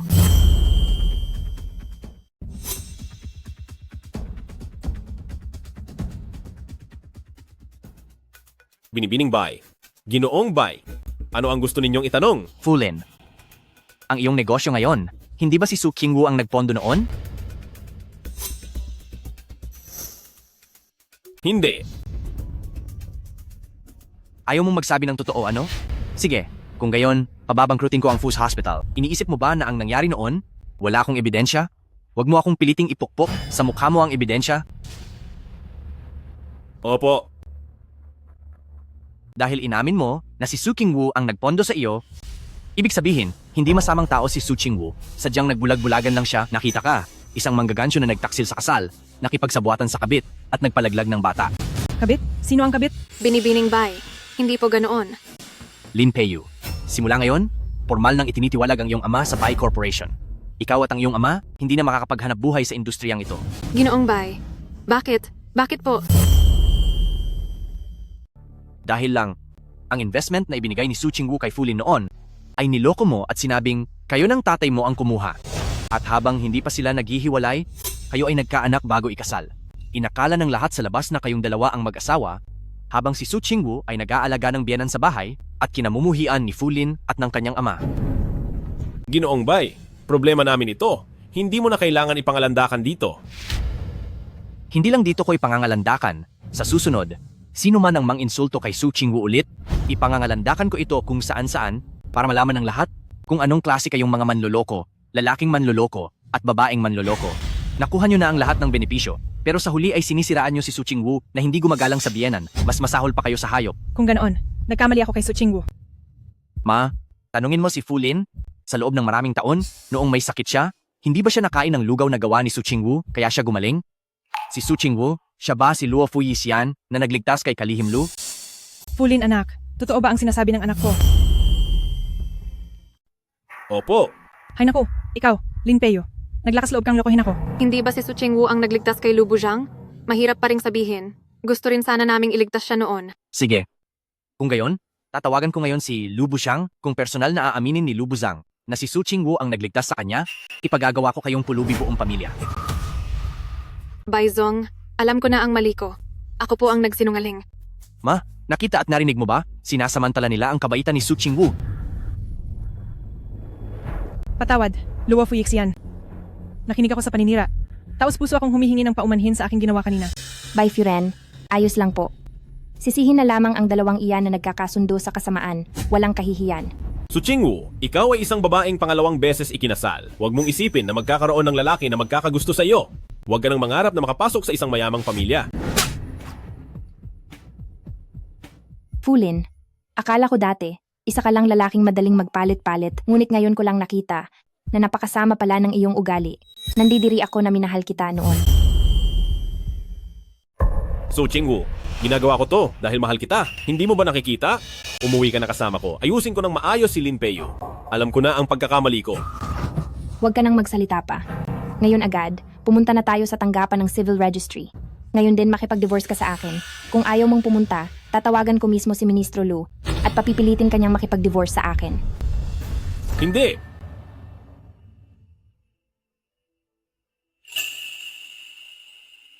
Ay naku, patay. Siguradong galit na sa akin si Miss Su. Yung inihanda kong proposal para sa kanya, ni hindi pa nagsisimula, ako pa ang nakasira. Ano na ang gagawin ko? Ano pa nga ba? Bilisan mo at habulin mo siya. Mag-sorry ka ng maayos sa magiging manugang mo. Kung hindi, magiging binata habang buhay ang anak mo. Sige, dali!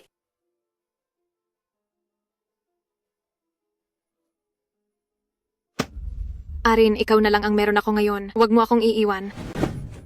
Lin Peiyu, ang lahat ng kasinungalingang sinabi mo sa akin noon, alam ko na lahat. Pinandidirihan na kita. Tandaan mo, kahit maghiwalay pa kami ni Su Qingwu, hindi pa rin kita matatanggap. Su Qingwu, hindi ko hahayaang lumayo ka sa akin. Sa natitirang mga taon ko, babayaran ko lahat ng pagkakamaling nagawa ko sa'yo. Hintayin mo ako.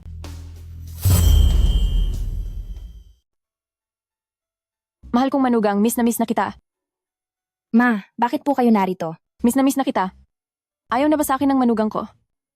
Ma, bakit ko po kayo ayaw? Ma, tumayo ka lang muna dyan ng maayos. Fulin, bakit mo hinayaan si nanay na mapunta dito para magpakahiya? Qingwu, gusto ko lang ipaalam sa iyo kung gaano ka kahalaga kay nanay. Bigyan mo ulit ako ng isa pang pagkakataon, okay? Kahit para lang sa kapakanan ni nanay. Kung magising si nanay at malaman niya na ganito ang ginawa mo sa kanya, tiyak na pagsisisihan niya na ipinanganak kanyang anak. Fulin, hindi ka ba talaga marunong magpakatao? Su Qingwu, ikaw ang hindi marunong magpakatao. Alam mong hindi kayang mabuhay ni nanay nang wala ka? Napakahalaga ba talaga ng karera mo? O kaya naman, gusto mo lang makasama siya? Kaya, pilit mong gustong makipagdiborsyo? Wala siyang kinalaman dito. Huwag mong isali ang walang sala. Noong hindi pa tayo naghihiwalay, iniwan mo si nanay para makipagkita sa kanya ng lihim. Sasabihin mo pa ba na hindi mo siya gusto, Su Qingwu? Binibini, bakit ka ganyan? Hindi ba't malinaw na pagtataksil ito? Hindi ako nagtaksil. Ikaw, Ginang, mag-ingat sa iyong pananalita. Kung hindi, idedemanda kita ng paninirang puri. Hindi ba pagtataksil kahit sa isip lang? Binata, ang kanyang mga mata ay nakadikit na sa kanya. Ikaw, White Shijing, anong ginagawa mo? Kami ni King Wu ay magkaibigan lamang. Siya naman, gamit ang masamang paraan na ito, paninirang puri, ito ang kabayaran. At ikaw din, ngayon ang araw na nagkautang ka sa iyong sarili. Huwag mong sisihin ang iba. Anong gusto mong gawin? Mga Ginoo, pakinggan ninyo ako. Kami ng Miss Su na ito ay magkaibigan lang, bagaman nililigawan ko siya. Pero ito ay pagkatapos lamang. Siyang pumirma sa diborsyo. Samantala, si Mr. Fully na ito, nagtaksil siya sa kanyang asawa at pinagbuntis ang kabit. Inaabuso ang kanyang kapangyarihan. Kung hindi kayo naniniwala, tingnan ninyo ang tiyan niya. Ganyan talaga ang taong tao. Huwag titingin. Huwag tingnan. Hindi lang para malaman ng lahat kung paano kayo nagkukunwari, kundi para malaman din ng lahat kung gaano kayo kasama. Nahanap ko na ang video ng iyong pagpapalaglag noong araw na iyon. Gusto mo bang ipapalabas ito para masira ang kanyang reputasyon? tamang-tama. Hirap na hirap akong makahanap ng ebidensya na pwedeng magpahirap sa kanya. Sakto itong ebidensya. Nasa album lahat. Bakit mag-isa kang nagpapatingin? Nasaan ang asawa mo? Medyo abala siya. Palabasin ang pasyente sa loob. Masama ang pakiramdam ni Peiyu. Patingnan niyo muna siya. Ginang, babayaran ko ng 3 beses ang pinsala. So, King Wu? Bakit ka nandito? Hindi mo pala ako pinapunta? Dahil ba may iba kang asawa ng direktor at anak dito sa ospital? Abat naglakas loob kang saktan ako. King Wu. Ang anak ko. Fulin, maghiwalay na tayo.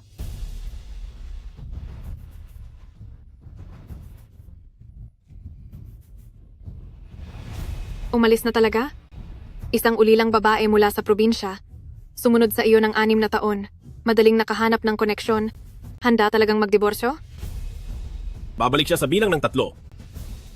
3. 2. 1. Diyos ko, at pinalaglag pa ang asawa, at inalagaan pa ang kabit. Sira ulo talaga. Ikaw na lalaki na hindi na gusto ng aso. May gana ka pang makipagbalikan? Bakit hindi ka na lang mamatay, ha? King Wu, ang tagal na nun. Bakit hindi mo pa rin iniiwan? Nag-aalala lang ako sa katawan mo na baka hindi kayanin, mahirap magbuntis. Kaya ako natatakot na. Natatakot na mahirapan ako, kaya naghanap ka ng ibang magbubuntis para sa akin. Kung gayon, ang epekto ng pagkalaglag ko ay nararapat lang. Fulin, ang baboy mo. Ang sinabi mo ngayon, mas nakakadiri ka pa kaysa sa uod. King Wu, nagkamali ako. Kung mapapatawad mo ako, pabubuntisin kitang muli sa anak natin. Okay? Arin, ano ang sinasabi mo? Hindi ba sabi mo, ako lang ang karapat-dapat magdala ng anak mo? Kaya ang ibig mong sabihin ay magiging ina-inahan ako sa anak niya? Hindi. Basta gusto mo, pwede mong alagaan ang anak niya o kaya siya na lang ang mag-alaga. Sinabi na niya dati. Hindi niya habol ang pakakasalan ako. Gusto lang niya magkaroon ng anak, kaya niya ako nilapitan para dito. So Chingwu, nananaginip ka. Hinding-hindi ko papayagan na tawaging nanay ang anak ko sa iyo. So Chingwu, panaginip mo yan.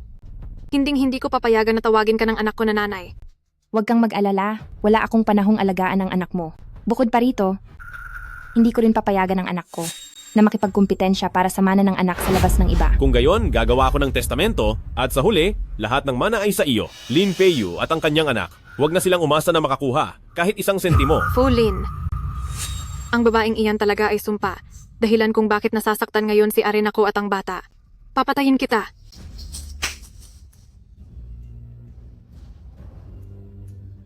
Arin. Fulin, paano mo ako nagawang saktan? Kung hindi dahil sa iyo noon, na ipinilit mong manghiram ako ng lahi, paano kaya nasira ang pamilya ko? Ngayon, dalhin mo ang iyong anak sa labas at magpalaglag ka. Kung hindi, ako mismo ang gagawa niyan. Magpapalaglag. Basta umalis ka sa buhay ko. Babalik sa akin si Chingwu. Fulin, hayop ka. Isa akong hayop, kaya kailangan kong magbago. Babayaran ko ang lahat ng ito? Chingwu, dati hindi kita naprotektahan ng maayos. Simula ngayon, hindi ko hahayaan na saktan ka ni Lin Peiyu maski kaunti. Bumalik ka sa akin, pwede ba? Fulin, mukhang maliwanag na sa akin ngayon. Hindi mo pala talaga alam kung nasaan ang pagkakamali mo. Akala mo ba na kapag sinisisi mo ang lahat sa babae, patawarin kita? Simula pa lang, ang may kasalanan talaga ay ikaw na masamang lalaki. Ang pakikiapid ni Lin Peiyu sa iyo at ang pagkakaroon ng anak ay masama, ngunit sa pagkuha niya sa iyo na ganyang uri, parang kabayaran na rin sa kanya. Pero bakit ikaw ay nakaligtas ng malinis? Ikaw talaga ang ugat ng lahat ng gulo. Tama si Qingwu, kung hindi dahil sa Alzheimer's ng nanay mo, na kailangan ng mag-aalaga, umalis si Lin Peiyu sa bansa. At ayaw niyang manatili sa bahay para alagaan ang asawa at anak, kung hindi, paano mo mapapakasalan si Qingwu? Pinakasalan mo siya, para lang gawin siyang katulong sa bahay, anong karapatan mo ngayong pigilan siya? Ay, isa pala siyang oportunistang lalaki. Kadiri, ang baho. Ineng, wag na wag mo siyang patawarin. Ang lalaking ganito na gusto ang lahat, pati itong masamang lalaki, sa pader lang siya magiging kalmado. Huwag kang mag-alala, hindi ko siya patatawarin. Hindi kailanman sa buhay na ito. Bukod pa rito, tatanggalin ko ang lahat ng mahuhusay na doktor sa kanyang ospital. Simula ngayon, sa syudad na ito, wala nang pwesto ang Fus Hospital. Ano? Tatanggalin ang lahat ng doktor ng Fus? Bakit? Dahil ako ang Divine Dr. Luofu. Dahil sila ang lahat ng pinadala ko para tulungan si Fulin na magsimula ng kanyang negosyo. Ano? Ang ibig mong sabihin, dati hindi makahanap ng magagaling na doktor ang ospital, tapos biglang dumagsa ang mga doktor, ikaw ang tumulong? Tama. Imposible. Talagang imposibleng mangyari yan. Kahit pa may malaking reputasyon ka sa tradisyonal na medisina, mga top-level Western doctors sila. Kung gayon, patutunayan ko sa iyo.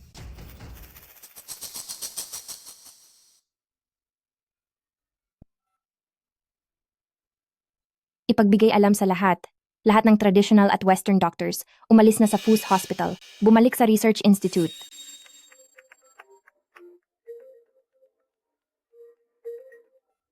Manager, lahat ng doktor nag-resign na. Lahat sila ay ipinadala ng Divine Dr. Luofu. Ano? Nagkolektibong umalis ang mga doktor sa ospital?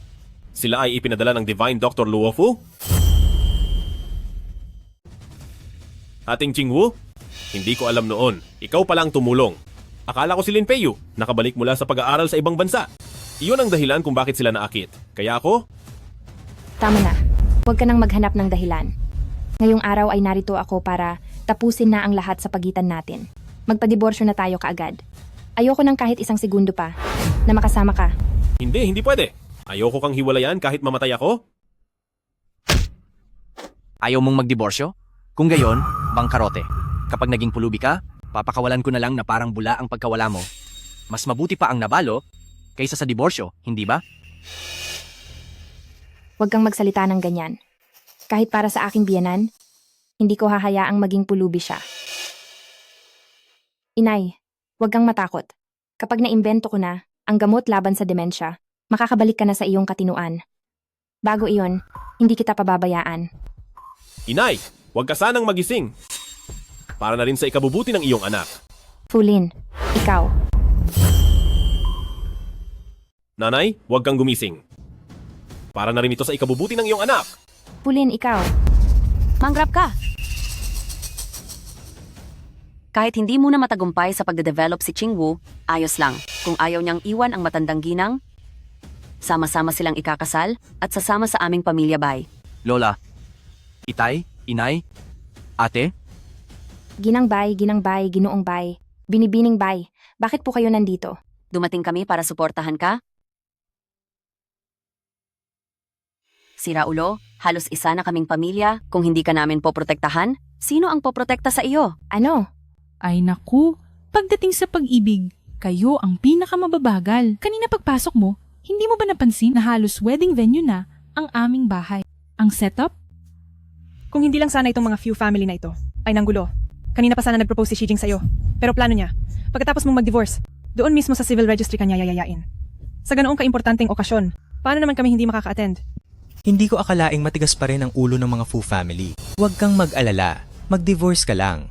Ngayon, bukod kay Lubujang na sumusuporta sa iyo, lahat kami sa pamilya Bai ay susuporta sa iyo. Kung magtatangka pa si Fulin na magloko, ay kaagad naming ipapahamak ang kanyang pamilya at ang pamilya ni Lin. Salamat, maraming salamat talaga. Sa loob ng maraming taon, ibinigay ko ang lahat sa pamilya ni Fu, pero parang normal lang sa kanila iyon. Kayo lang ang kumikilala sa akin bilang kapamilya. Maraming salamat talaga. Ay anak, malapit na tayong maging isang pamilya. Bakit ka pa ganyan magsalita? Gago kang apo? Umabot na sa ganito ang usapan, hindi ka pa mag-propose agad? Ay, Gago, ilang 10 taon pa ba ang hihintayin sa buhay? Kung hindi ka pa magmamadali sa pagpo-propose, baka makidnap ng iba ang asawa mo. Maghihintay ng 10 taon?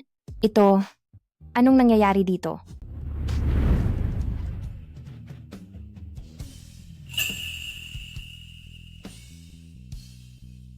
Chingwo, 10 taon na ang nakakaraan.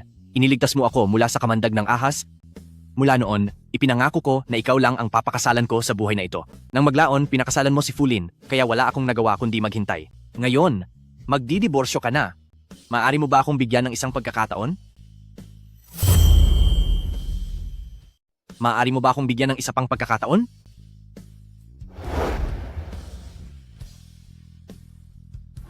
Ikaw pala. Ako nga. Ako palagi. Maaari ko bang ipagpalit ang 10 taon kong paglilihim ng pag-ibig sa iyo para sa pagkakataong alagaan ka? Hindi ako pumapayag. So Chingwo, hindi ba't sinabi mo lang kanina na hindi mo iiwan ang nanay ko? Hanggat hindi pa siya gumagaling. Hindi ka maaaring makipaghiwalay sa akin. Lalaki ka pa ba? Ginagamit mo ang sarili mong ina para manakot? Kung ako ang nanay niya, magigising ako dahil sa galit sa kanya.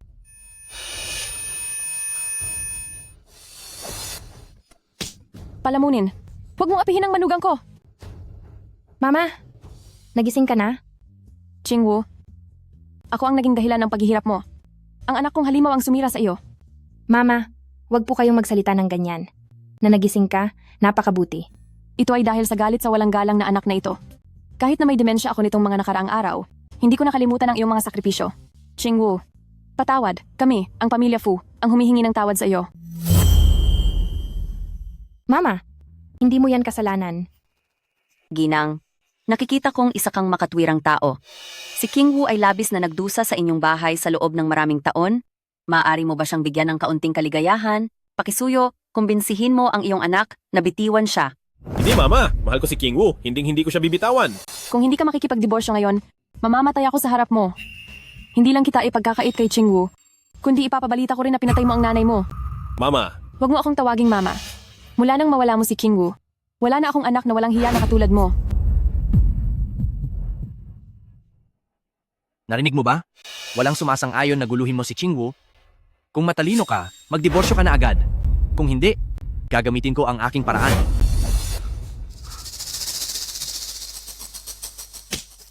Ikaw at ang iyong ama ay parehong talagang bata pa ako. Naghirap ako para sa kanya sa buong buhay ko. Sa huli, binugbog niya ako hanggang sa magkaroon ako ng demensya. Siya ay araw-araw na nagpapakasaya sa labas. Ni hindi man lang ako inalagaan ng isang araw. Kahit ikaw, ang sarili kong anak. Iniis mo lang pakasalan si Chingwu upang alagaan ako. Ngayon, kasama ko si Chingwu, lalabas kami sa kapaitan ng Fujiya. Makikipagdiborsyo rin ako sa tatay mo. Hiwalayan ko rin ang iyong ama. Ano? Huwag kang magsayang ng laway. Pumunta ka na ngayon at pirmahan. Kung hindi, itatakwil kita. Hindi. Sa wakas, nakita ko na isa kang halimaw na hindi karapat-dapat mahalin. Huwag kang mag-alala.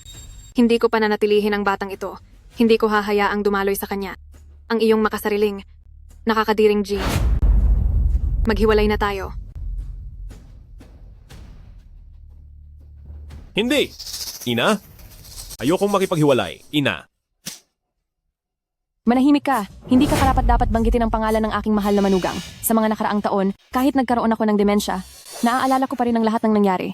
Ngayon na ang oras para singilin kita. Mula ngayon, hindi na kita anak. Itatakwil na kita. Mamuhay ka habang buhay kasama ang iyong nakakadiring ama. Mga lalaking tulad ninyo, hindi karapat-dapat magkaroon ng asawa. Ina.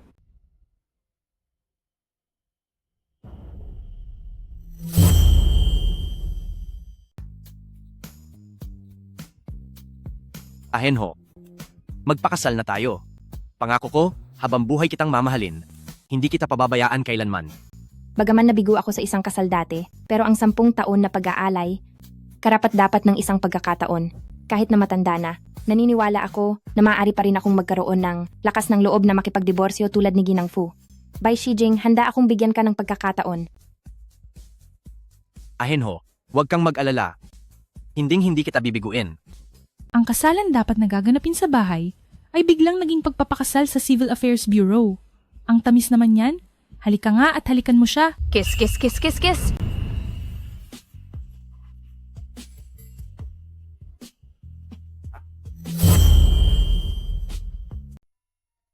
Binibining Su Chingwu, sa hirap at ginhawa, sa karamdaman at kalusugan, handa ka bang samahan si Ginoong Bai Shijing sa sukat dusa?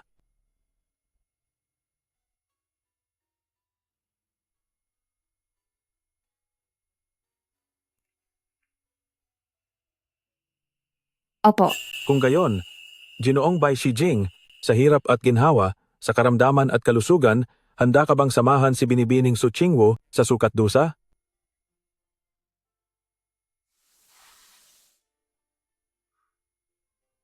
Opo. Ngayon, ipagpalit ng ikakasal ang singsing at opisyal na maging mag-asawa. Teka, Guro. Su Chingwu, naaalala mo pa ba kung bakit ko kinumpis ka ang iyong karayom noon? Nakalimutan ko ang aking misyon at pinakasalan si Fulin. Kung gayon, tatanungin kita ulit, magpapakasal ka ba kay Bai Shijing at muling kakalimutan ang iyong misyon? Naku, kung pipiliin ni Chingwu si Shijing, hindi ba kukunin ang mga pilak na karayom niya at palalayasin siya sa aming paaralan? Kagalang-galang na manggagamot. Kami pong pamilya Bai ay taos-pusong nagmamahal kay Su Chingwu. Nakikiusap ako. Huwag mong kunin ang kanyang pilak na karayom at huwag mo ring palayasin siya sa sekta. Bai Shijing, kung papakasalan ka ni Su Chingwu, mapapalaya siya sa sekta at simula noon ay hindi na niya maaaring gamitin ang titulong Luo Fu Yisian. Magiging isang ordinaryong tao, kaya handa ka pa rin bang pakasalan siya? Siyempre, pumapayag ako. Kahit ano pa ang katayuan niya, ang mahal ko ay siya mismo, walang kinalaman sa kanyang pinanggalingan. Pero, kung pakakasalan niya ako na magiging dahilan para mawala ang lahat ng gusto niya, mas pipiliin kong tahimik siyang protektahan habang buhay. Hindi, Guro. Kahit magpakasal ako, hindi ko pa rin kakalimutan ang aking misyon. Hindi ako mananatili sa bahay lang bilang isang karaniwang may bahay. Lalabas pa rin ako upang magpagaling at tumulong sa mga tao, at maglalakbay upang gamutin ang sinuman. Kaya, Guro, pakiusap, huwag mong kunin ang aking mga pilak na karayom o palayasin ako sa sekta. Hemp, ikinasal ka na nga't hindi man lang ako inabisuhan? Kakapanakot ko lang iyon kanina para magkaroon ka ng leksyon. Guro. Dati, si Fulin ay hindi isang mabuting tao. Kaya kinuha ko ang iyong karayom at hindi ka pinayagang magpakasal. Ngunit si Bai Shijing ay isang taong karapat-dapat pagtiwalaan ng buong buhay. Narito ang guro para pagpalain ka. Salamat, Guro. Kaya pala, isa lang itong hindi pagkakaintindihan. Ngayon, naayos na ang hindi pagkakaintindihan. Mangyaring magpalitan ng singsing ang ikakasal at opisyal na maging mag-asawa.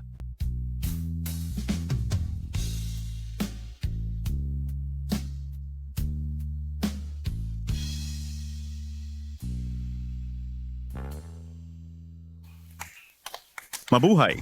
Ang pagmamahal sa isang tao ay kahit gaano man karaming pagsubok ang kanyang pinagdaanan, basta makarating siya sa akin, buong puso ko siyang tatanggapin at magiging mapalad ako. Ang tunay na pag-ibig ay pagsuporta at hindi ang ikulong ang isang nagniningning na tao sa bahay. Naway lahat ng kababaihan ay huwag kailanman talikuran ang kanilang mga kakayahan, huwag talikuran ang kanilang karera, at manatiling isang nagniningning na tao magpakailanman.